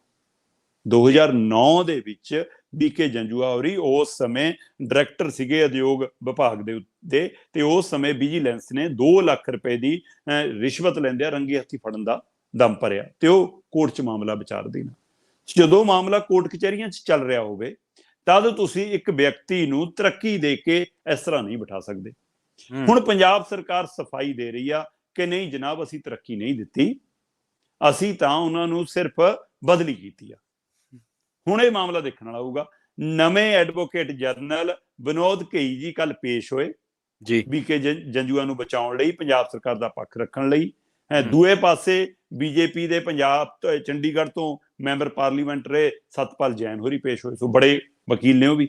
ਸੋ ਹੁਣ ਉਹ ਆਮੋ ਸਾਹਮਣੇ ਆ ਮਾਮਲਾ, ਉਧਰੋਂ ਉਹ ਵਕੀਲ ਨੇ ਤੇ ਇਧਰੋਂ ਉਹ ਨੇ। ਇਹ ਤੇ ਪਟੀਸ਼ਨ ਜਿਹੜਾ ਹੈ ਤੁਲਸੀ ਰਾਮ ਮਿਸ਼ਰਾ ਹੋਰਾਂ ਨੇ ਪਾਈ ਆ ਕਿ ਤੁਸੀਂ ਇੱਕ ਬੰਦੇ ਦੇ ਜਿਹਦੇ ਪਰ ਭ੍ਰਿਸ਼ਟਾਚਾਰ ਦਾ ਮਾਮਲਾ ਹੋਵੇ, ਰਿਸ਼ਵਤਖੋਰੀ ਦਾ ਮਾਮਲਾ ਹੋਵੇ, ਗਵਨ ਦੇ ਇਹੋ ਜਿਹੇ ਰੋਪ ਲੱਗਦੇ ਹੋਣ ਕਿ ਜੀ ਉਹਨੇ ਕੁਛ ਗਲਤ ਕੰਮ ਕਰਾਉਣ ਲਈ, ਫਾਈਲਾਂ ਪਾਸ ਕਰਨ ਲਈ ਪੈਸੇ ਲਏ। ਸੋ ਉਹ ਸਾਰਾ ਮਾਮਲਾ ਉਦਯੋਗ ਵਿਭਾਗ ਦੇ ਡਾਇਰੈਕਟਰ ਹੋਣ ਦੇ ਨਾਤੇ 2009 ਦਾ ਮਾਮਲਾ ਹੈ, ਜਿਸ ਸਮੇਂ ਇਹਨਾਂ ਦੇ ਉੱਤੇ ਰਿਸ਼ਵਤ ਲੈਣ ਦਾ ਦੋਸ਼ ਲੱਗਿਆ ਸੀ। ਉਹ ਮਾਮਲੇ ਨੂੰ ਆਧਾਰ ਬਣਾ ਕੇ ਉਹ ਪਟੀਸ਼ਨ ਪਈ ਤੇ ਉਹ ਤੋਂ ਸੁਣਵਾਈ ਹੋਈ, ਤੇ ਹੁਣ ਇਸ ਮਸਲੇ ਨੂੰ ਲੈ ਕੇ ਖਤਰਾ ਹੋ ਰਿਹਾ। ਮਾਹਰ ਦੱਸਦੇ ਨੇ, ਕਾਨੂੰਨੀ ਮਾਹਰ ਦੱਸਦੇ ਨੇ ਕਿ ਹੋ ਸਕਦਾ ਹੈ ਕਿ ਕੁਰਸੀ ਛੱਡਣੀ ਪੈ ਜਾਵੇ ਬੀਕੇ ਜੱਜੂ ਹੋਰਾਂ ਨੂੰ, ਕਿਉਂਕਿ ਇਹ ਤਰੱਕੀ ਹੀ ਹੈ। ਉਹ ਚਾਹੇ ਹੁਣ ਸਰਕਾਰ ਕਹੀ ਜਾਵੇ, ਉੱਥੇ ਸਾਬਤ ਕਰਨਾ ਔਖਾ ਹੋਣਾ ਕਿ ਤਰੱਕੀ ਨਹੀਂ ਜੀ, ਅਸੀਂ ਬਦਲੀ ਕੀਤੀ ਹੈ। ਉਹ ਸਾਰਿਆਂ ਨੂੰ ਪਤਾ ਹੈ ਕਿ ਪ੍ਰਮੋਸ਼ਨ ਹੈ, ਚੀਫ ਸੈਕਟਰੀ ਦੇ ਅਹੁਦੇ ਤੇ ਲਿਆਉਣਾ ਇੱਕ ਪ੍ਰਮੋਸ਼ਨ ਹੈ। ਸੋ ਇਸ ਲਈ ਉਸ ਪ੍ਰਮੋਸ਼ਨ ਦੇ ਨਾਤੇ ਇਹ ਇਸ ਅਦਾਲਤੀ ਕਾਰਵਾਈ ਦੇ ਕਾਰਨ ਨਹੀਂ ਜਾ ਸਕਦੀ। ਸੋ ਬਿਲਕੁਲ ਤੁਸੀਂ ਦਰੁਸਤ ਕਿਹਾ ਕਿ ਇੱਕ ਦੀ ਕੁਰਸੀ ਹਿੱਲ ਗਈ ਹੈ ਤੇ ਦੂਏ ਦੀ ਕੁਰਸੀ ਵੀ ਹਿੱਲ ਗਈ, ਜਾਂ ਦੋਵਾਂ ਦੀਆਂ ਕੁਰਸੀਆਂ ਖਿਸਕ ਸਕਦੀਆਂ। ਔਰ ਇਹ ਬੀਕੇ ਜੰਜੂਏ ਜੀ ਉਹੀ ਨੇ ਜਿਨ੍ਹਾਂ ਨੇ ਇਹ ਨਵੀਂ ਕੁਰਸੀ ਆਪਣਾ ਰਾਘਵ ਚੱਡਾ ਨੂੰ ਸੌਂਪਣ ਲਈ ਚਿੱਠੀ ਜਾਰੀ ਕੀਤੀ ਸੀ। ਸੋ ਉਹ ਜਿਹਨੂੰ ਚਿੱਠੀ ਜਾਰੀ ਕੀਤੀ, ਉਹ ਕਹਿੰਦਾ ਕਿ ਉਹ ਖੁੱਤਾ ਡੁੱਬੇ ਜਜਮਾਨ ਵੀ ਲੜੋ, ਕੀ ਹੈ ਨਾ ਉਹ ਕਹਾਵਤ ਹੈ, ਜਿਵੇਂ ਉਹ ਜਿਹਾ ਹਾਲ ਹੈ। ਸੋ ਇਸ ਲਈ ਉਸੇ ਤਰ੍ਹਾਂ ਦੀ ਸਥਿਤੀ ਬਣਦੀ ਨਜ਼ਰ ਆ ਰਹੀ ਹੈ ਕਿ ਰਾਘਵ ਚੱਡਾ ਦੀ ਕੁਰਸੀ ਵੀ ਜਾਣੀ ਤੈਅ ਲੱਗ ਰਹੀ ਹੈ, ਔਰ ਬੀਕੇ ਜੰਜੂ ਆਪਣੀ ਕੁਰਸੀ ਬਚਾਉਣੀ ਵੀ ਔਖੀ ਹੋ ਜਾਣੀ ਹੈ। ਉਸ ਨੂੰ ਚੀਫ ਸੈਕਟਰੀ ਦਾ ਉਹਦਾ ਛੱਡਣਾ ਪੈ ਜਾਵੇ। ਜੀ ਜੀ ਜੀ ਜੀ ਬਿਲਕੁਲ। ਅਗਲੀ ਖਬਰ ਦੇ ਵੱਲ ਵਧ ਗਏ ਤੇ ਗੱਲ ਕਰਗੇ ਲਵਲੀ ਯੂਨੀਵਰਸਿਟੀ ਦੀ। ਜਦੋਂ ਪਹਿਲੀ ਵਾਰੀ ਇਹ ਖਰੜਾ ਆਇਆ ਸੀ ਕਿ ਬਈ ਪੰਚਾਇਤੀ ਜ਼ਮੀਨਾਂ ਤੇ ਨਜਾਇਜ਼ ਕਬਜ਼ੇ ਆ, ਤੇ ਮੈਨੂੰ ਚੰਗੀ ਤਰ੍ਹਾਂ ਯਾਦ ਹੈ ਹੰਸਰਾਜ ਹੰਸ, ਜਿਨ੍ਹਾਂ ਨੂੰ ਬਹੁਤ ਵੱਡਾ ਵਕਾਰੀ ਅਵਾਰਡ ਮਿਲਿਆ, ਉਹਨਾਂ ਦੇ ਵੀ ਪੰਚਾਇਤੀ ਜ਼ਮੀਨ ਤੇ ਕਬਜ਼ਾ ਸੀ। ਪਰ ਇਹ ਪਿੱਛੇ ਲਵਲੀ ਵਾਲੇ ਵੀ ਨਹੀਂ ਸੀਗੇ। ਜ਼ਮੀਨ ਬੇਤਹਾਸ਼ਾ ਕੀਮਤੀ ਹੈ, ਭਾਵੇਂ ਕਿੱਲੇ ਤੋਂ ਘੱਟ ਹੀ ਹੈ। ਹੁਣ ਮਾਨ ਸਾਹਿਬ ਲਵ ਨਾ ਹੀ ਦਿਖਾਉਣ ਤਾਂ ਮੇਰੇ ਹਿਸਾਬ ਨਾਲ ਚੰਗਾ ਲਵਲੀ ਵਾਲਿਆਂ ਨਾਲ। ਦੇਖਣ ਵਾਲੀ ਗੱਲ ਹੋਏਗੀ ਕਿ ਹੁਣ ਮਾਨ ਸਾਹਿਬ ਪੰਜਾਬ ਨਾਲ ਲਵ ਦਿਖਾਉਂਦੇ ਨੇ, ਆਪਣੇ ਮੰਤਰੀ ਨਾਲ ਲਵ ਦਿਖਾਉਂਦੇ ਨੇ, ਜਾਂ ਆਪਣੀਆਂ ਨੀਤੀਆਂ ਨਾਲ ਲਵ ਦਿਖਾਉਂਦੇ ਨੇ, ਜਾਂ ਲਵਲੀ ਨਾਲ ਲਵ ਪਗਾਉਂਦੇ ਨੇ, ਜਾਂ ਇਹ ਲਵ ਪਗਾਉਣ ਲਈ ਉਹਨਾਂ ਨੂੰ ਦਿੱਲੀ ਤੋਂ ਸੁਨੇਹਾ ਆ ਗਿਆ। ਦੇਖੋ, ਇੱਕ ਸਵਾਲ ਵੱਡਾ ਇਹ ਕਿ ਮੁੱਖ ਮੰਤਰੀ ਭਗਵੰਤ ਮਾਨ ਹੋਰਾਂ ਨੇ ਜਾਂ ਉਹਨਾਂ ਦੀ ਪਾਰਟੀ ਨੇ ਚੋਣ ਪ੍ਰਚਾਰ ਦੌਰਾਨ ਜਿਹੜਾ ਇਹ ਮੁੱਦਾ ਬਣਾਇਆ ਸੀਗਾ ਕਿ ਅਸੀਂ ਜਿਹੜੀਆਂ ਨਜਾਇਜ਼ ਜ਼ਮੀਨਾਂ ਨੇ, ਪੰਚਾਇਤੀ ਜ਼ਮੀਨਾਂ ਨੇ, ਸ਼ਾਮਲੜ ਜ਼ਮੀਨਾਂ ਨੇ, ਉਹ ਜਿਹੜੀਆਂ ਦੱਬੀਆਂ ਹੋਈਆਂ ਨਜਾਇਜ਼ ਕਬਜ਼ੇ ਨੇ, ਅਸੀਂ ਖਾਲੀ ਕਰਾਉਣੇ ਆ। ਔਰ ਉਸ ਸਮੇਂ ਲੋਕਾਂ ਦੇ ਦਿਮਾਗ ਦੇ ਵਿੱਚ ਇੱਕ ਤਸਵੀਰ ਬਣਦੀ ਸੀ ਸ਼ਰਮਾ ਜੀ। ਉਹ ਤਸਵੀਰ ਇਹ ਬਣਦੀ ਸੀ ਕਿ ਲੈ ਭਾਈ, ਮੁੱਖ ਮੰਤਰੀ ਬਣਨ ਤੋਂ ਬਾਅਦ ਭਗਵੰਤ ਮਾਨ ਤੇ ਇਹਨਾਂ ਦੇ ਪੰਚਾਇਤ ਮੰਤਰੀ ਫੀਤਾ ਲੈ ਕੇ ਤੁਰਨਗੇ, ਨਾਲ ਪਟਵਾਰੀ ਹੋਊਗਾ, ਨਾਲ ਕਾਨੂੰਗੋ ਹੋਊਗਾ, ਨਾਲ ਅਮਲਾ ਫਾਲਾ ਹੋਊਗਾ। ਲਓ ਜੀ ਨਾਪ ਲਿਆ ਸੁਖ ਬਿਲਾ, ਲਓ ਜੀ ਨਾਪ ਲਿਆ ਜਿਹੜਾ ਇਹਨਾਂ ਦਾ ਇੱਥੇ ਸਸਮਾ ਫਾਰਮ ਹਾਊਸ ਹੈ ਬਾਦਲਾਂ ਦਾ ਤੇ ਕੈਪਟਨਾਂ ਦਾ। ਸੋ ਐਂ ਲੱਗਦਾ ਸੀ ਕਿ ਲੈ ਵੀ ਬੜੇ ਘਰਾਣੇ, ਬੜੇ ਉਦਯੋਗਪਤੀ, ਇੱਥੋਂ ਤੱਕ ਕਿ ਬੜੇ ਅਫਸਰ ਜਿਹੜੇ ਰਿਟਾਇਰਡ ਨੇ ਜਾਂ ਹੁਣ ਕਾਰਜਸ਼ੀਲ ਨੇ, ਕਿ ਉਹਨਾਂ ਦੀਆਂ ਤਨਖਾਹਾਂ ਤੋਂ ਵੱਧ, ਸਰੋਤਾਂ ਤੋਂ ਵੱਧ ਕਿਵੇਂ ਜਾਇਦਾਦਾਂ ਪਣ ਫੁੱਲ ਗਈਆਂ। ਸੋ ਉਹ ਕਿਹੜਾ ਪਾਣੀ ਦਿੰਦੇ ਨੇ ਆਪਣੇ ਖੇਤਾਂ ਨੂੰ ਕਿ ਖੇਤ ਵੱਧ ਜਾਂਦੇ ਨੇ, ਉਹਨਾਂ ਦੀ ਜ਼ਮੀਨ ਵਧੀ ਜਾਂਦੀ ਹੈ ਗਾਹਾਂ ਨੂੰ। ਸੋ ਇਸ ਲਈ ਉਹ ਲੱਗਦਾ ਸੀ ਲੋਕਾਂ ਨੂੰ ਕਿ ਉਹਨਾਂ ਦੀ ਲੈ ਵੀ ਕਬਜ਼ੇ ਹੇਠੋਂ ਛਡਾਉਣਗੇ।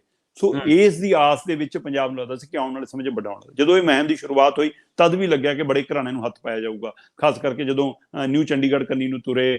ਇੱਕ ਲਓ ਜੀ ਬੇਸ਼ੱਕ ਇਹਨਾਂ ਦੀ ਪਾਰਟੀ ਨਾਲ ਪੁਰਾਣਾ ਬੰਦਾ ਰਿਹਾ ਸੀ, ਉਹਦੀ ਜ਼ਮੀਨ ਛਡਾਉਣ ਦੀ ਗੱਲ ਆਈ ਕਿ ਵੱਧ ਜ਼ਮੀਨ ਛਡਾ ਲਈ। ਸੋ ਖੂਬ ਚਰਚਾ ਹੋਈ। ਪਰ ਜਦੋਂ ਇਹ ਪਿੰਡਾਂ 'ਚ ਬੜੇ, ਜਦੋਂ ਇਹ ਪਿੰਡਾਂ ਦੇ ਵਿੱਚ ਕਿ ਕਿਸੇ ਦਾ ਛੱਪਰ ਹੈ, ਕਿ ਕਿਸੇ ਦਾ ਬਾੜਾ ਹੈ, ਕਿਸੇ ਦੇ ਚਾਰ ਖਾਣ ਵਾਲਾ ਘਰ ਹੈ, ਤੇ ਉਹ ਸਾਰੇ ਉਹ ਘਰ ਸੀ ਜਿਹੜੇ ਪੰਜਾਬ ਦੇ ਪਿੰਡਾਂ ਦੇ ਵਿੱਚ ਗਰੀਬ ਘਰ ਨੇ, ਦਲਿਤ ਭਾਈਚਾਰਾ ਹੈ, ਪਛੜਾ ਭਾਈਚਾਰਾ, ਆਰਥਿਕ ਕਮਜ਼ੋਰ ਭਾਈਚਾਰਾ, ਉਹਨਾਂ ਨੂੰ ਪੰਚਾਇਤਾਂ ਨੇ, ਚਾਹੇ ਉਹ ਅਕਾਲੀਆਂ ਦੀ ਪੰਚਾਇਤਾਂ, ਚਾਹੇ ਉਹ ਕਾਂਗਰਸੀਆਂ ਪੰਚਾਇਤਾਂ, ਚਾਹੇ ਉਹ ਪੰਚਾਇਤੀ ਵੋਟਾਂ ਦੇ ਲਾਲਚ ਲਈ ਉਹ ਥਾਂ ਦਿੱਤੀ ਸੀ, ਪਰ ਉਹ ਸੀ ਲੋੜਵੰਦ ਲੋਕਾਂ ਕੋਲੇ।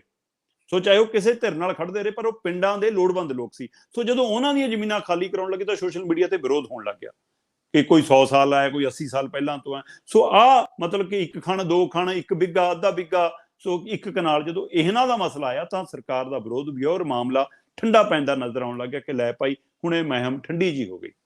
ਪਰ ਅਚਾਨਕ ਉਹ ਦਿਨ ਮੁਹਿੰਮ ਨੇ ਫਿਰ ਰੰਗ ਫੜਿਆ ਜਦੋਂ ਖੁਦ ਮੁੱਖ ਮੰਤਰੀ ਸਾਹਿਬ ਢੋਲ ਨਗਾੜਾ ਲੈ ਕੇ, ਬੋਰਡ ਲੈ ਕੇ, ਮੰਤਰੀ ਅਮਲਾ ਫਲਾ ਪੁਲਿਸ ਲੈ ਕੇ ਪਹੁੰਚ ਗਏ ਮੋਹਾਲੀ ਦੇ ਵਿੱਚ ਤੇ ਕਹਿੰਦੇ ਚੱਕੋ ਜੀ 2828 ਏਕੜ ਕਰਾਈ ਖਾਲੀ ਜ਼ਮੀਨ। ਇੱਕ ਉਦਯੋਗੀ ਘਰਾਣੇ ਕੋਲੋਂ 1100 ਏਕੜ ਕਹਿੰਦੇ ਜੀ ਇੱਥੇ ਹੀ ਆ ਚੱਕੋ ਜੀ 125 ਏਕੜ ਇਮਾਨ ਸਿੰਘ ਮਾਨ, ਸਿਮਰਜੀਤ ਮਾਨ ਦਾ ਮੁੰਡਾ, ਆ ਚੱਕੋ ਜੀ ਇਮਾਨ ਸਿੰਘ ਮਾਨ ਦੀ ਭੈਣ ਤੇ ਸਿਮਰਜੀਤ ਮਾਨ ਦੀ ਕੁੜੀ 25 ਏਕੜ, ਆ ਚੱਕੋ ਜੀ ਗੁਰਪ੍ਰੀਤ ਕਾਂਗੜ 5 ਏਕੜ।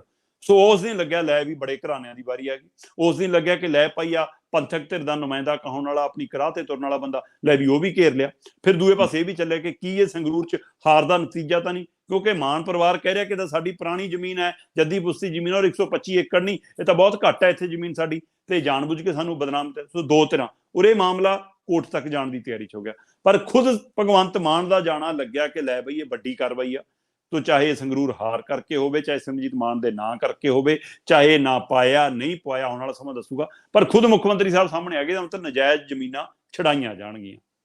ਪਰ ਉਸ ਦਿਨ ਦਾ ਹੁਣ ਕੋਈ ਨਹੀਂ ਪੁੱਛ ਰਿਹਾ ਜਿੱਦਣ ਦਾ ਲਵਲੀ ਯੂਨੀਵਰਸਿਟੀ ਦਾ ਨਾਂ ਆਇਆ। ਲਵਲੀ ਯੂਨੀਵਰਸਿਟੀ ਮਤਲਬ ਸਾਰਿਆਂ ਨੂੰ ਪਤਾ ਕਿ ਮਠਿਆਈ ਦੀ ਦੁਕਾਨ ਤੋਂ ਇੱਕ ਮਤਲਬ ਕਿ ਤੁਸੀਂ ਪੜ੍ਹਾਈ ਵਾਲੇ ਖੇਤਰ ਦੇ ਵਿੱਚ ਆ ਕੇ ਕਾਰੋਬਾਰ ਖੋਲਿਆ। ਇਹ ਹੁਣ ਵਿਦਿਆ ਵਿਚਾਰੀ ਪਰਉਪਕਾਰੀ ਤਾਂ ਨਹੀਂ ਰਹੀ। ਜਦੋਂ ਤੱਕ ਪ੍ਰਾਈਵੇਟ ਘਰਾਣਿਆਂ ਦੇ ਹੱਥਾਂ 'ਚ ਆ ਗਈ, ਕਾਰਪੋਰੇਟ ਘਰਾਣੇ ਦੇ ਹੱਥਾਂ 'ਚ ਆ ਗਈ, ਤਾਂ ਉਹ ਸੌਦਾ ਹੋ ਗਿਆ, ਬਾਜ਼ਾਰ ਬਣ ਗਿਆ, ਕਾਰੋਬਾਰ ਬਣ ਗਿਆ। ਸੋ ਲਵਲੀ ਯੂਨੀਵਰਸਿਟੀ ਇੱਕ ਵੱਡਾ ਕਾਰੋਬਾਰ ਹੈ, ਭਾਰਤ ਦੇ ਵਿੱਚ ਵੱਡੀਆਂ ਪ੍ਰਾਈਵੇਟ ਯੂਨੀਵਰਸਿਟੀਆਂ 'ਚੋਂ ਨਾਮ ਹੈ। ਸੋ ਕਿਵੇਂ ਫਾਈਲਾਂ ਪਾਸ ਹੋਈਆਂ, ਕਿਵੇਂ ਜ਼ਮੀਨਾਂ ਅਲਾਟ ਹੋਈਆਂ, ਕਿਵੇਂ ਪੰਚਾਇਤਾਂ ਦੇ ਮਤੇ ਪਏ, ਕਿਵੇਂ ਉਹ ਜ਼ਮੀਨਾਂ ਲੈ ਲਈਆਂ, ਸੋ ਉਹਦੇ ਲਈ ਕਿਹੜੀਆਂ ਸਰਕਾਰਾਂ ਨੇ, ਕਿਹੜੇ ਅਫਸਰਾਂ ਨੇ ਭੂਮਿਕਾ ਨਿਭਾਈ, ਉਹ ਸਵਾਲ ਤਾਂ ਵੱਖਰੇ ਨੇ। ਪਰ ਇੱਥੇ ਮਸਲਾ ਸਿਰਫ ਨਜਾਇਜ਼ ਜ਼ਮੀਨ ਦਾ ਹੈ, ਨਜਾਇਜ਼ ਕਬਜ਼ੇ ਦਾ ਹੈ। ਸੋ ਪੰਚਾਇਤੀ ਜ਼ਮੀਨ ਹੈ ਤੇ ਹੁਣ ਅੰਕੜੇ ਬੋਲਦੇ ਨੇ, ਤਸਵੀਰਾਂ ਬੋਲਦੀਆਂ ਨੇ, ਰਿਪੋਰਟਾਂ ਬੋਲਦੀਆਂ ਨੇ ਕਿ ਚਾਹੇ ਉਹ ਬਿੱਗਾ ਹੈ, ਚਾਹੇ ਉਹ ਕਨਾਲ ਹੈ, ਚਾਹੇ 4 ਕਨਾਲ ਹੈ, ਸਵਾਲ ਉਹਦਾ ਨੀਗਾ। ਸਵਾਲ ਉਸ ਫਾਰਮੂਲੇ ਦਾ ਜਿਹੜਾ ਪੰਜਾਬ ਸਰਕਾਰ ਨੇ ਚਲਾਇਆ, ਕੀ ਇਹ ਖਾਲੀ ਹੋਏਗੀ? ਹੁਣ ਲਵਲੀ ਯੂਨੀਵਰਸਿਟੀ ਦੇ ਇਸ ਮੁੱਦੇ ਤੇ ਸੁਖਪਾਲ ਖਹਿਰਾ ਬੋਲ ਰਹੇ ਨੇ।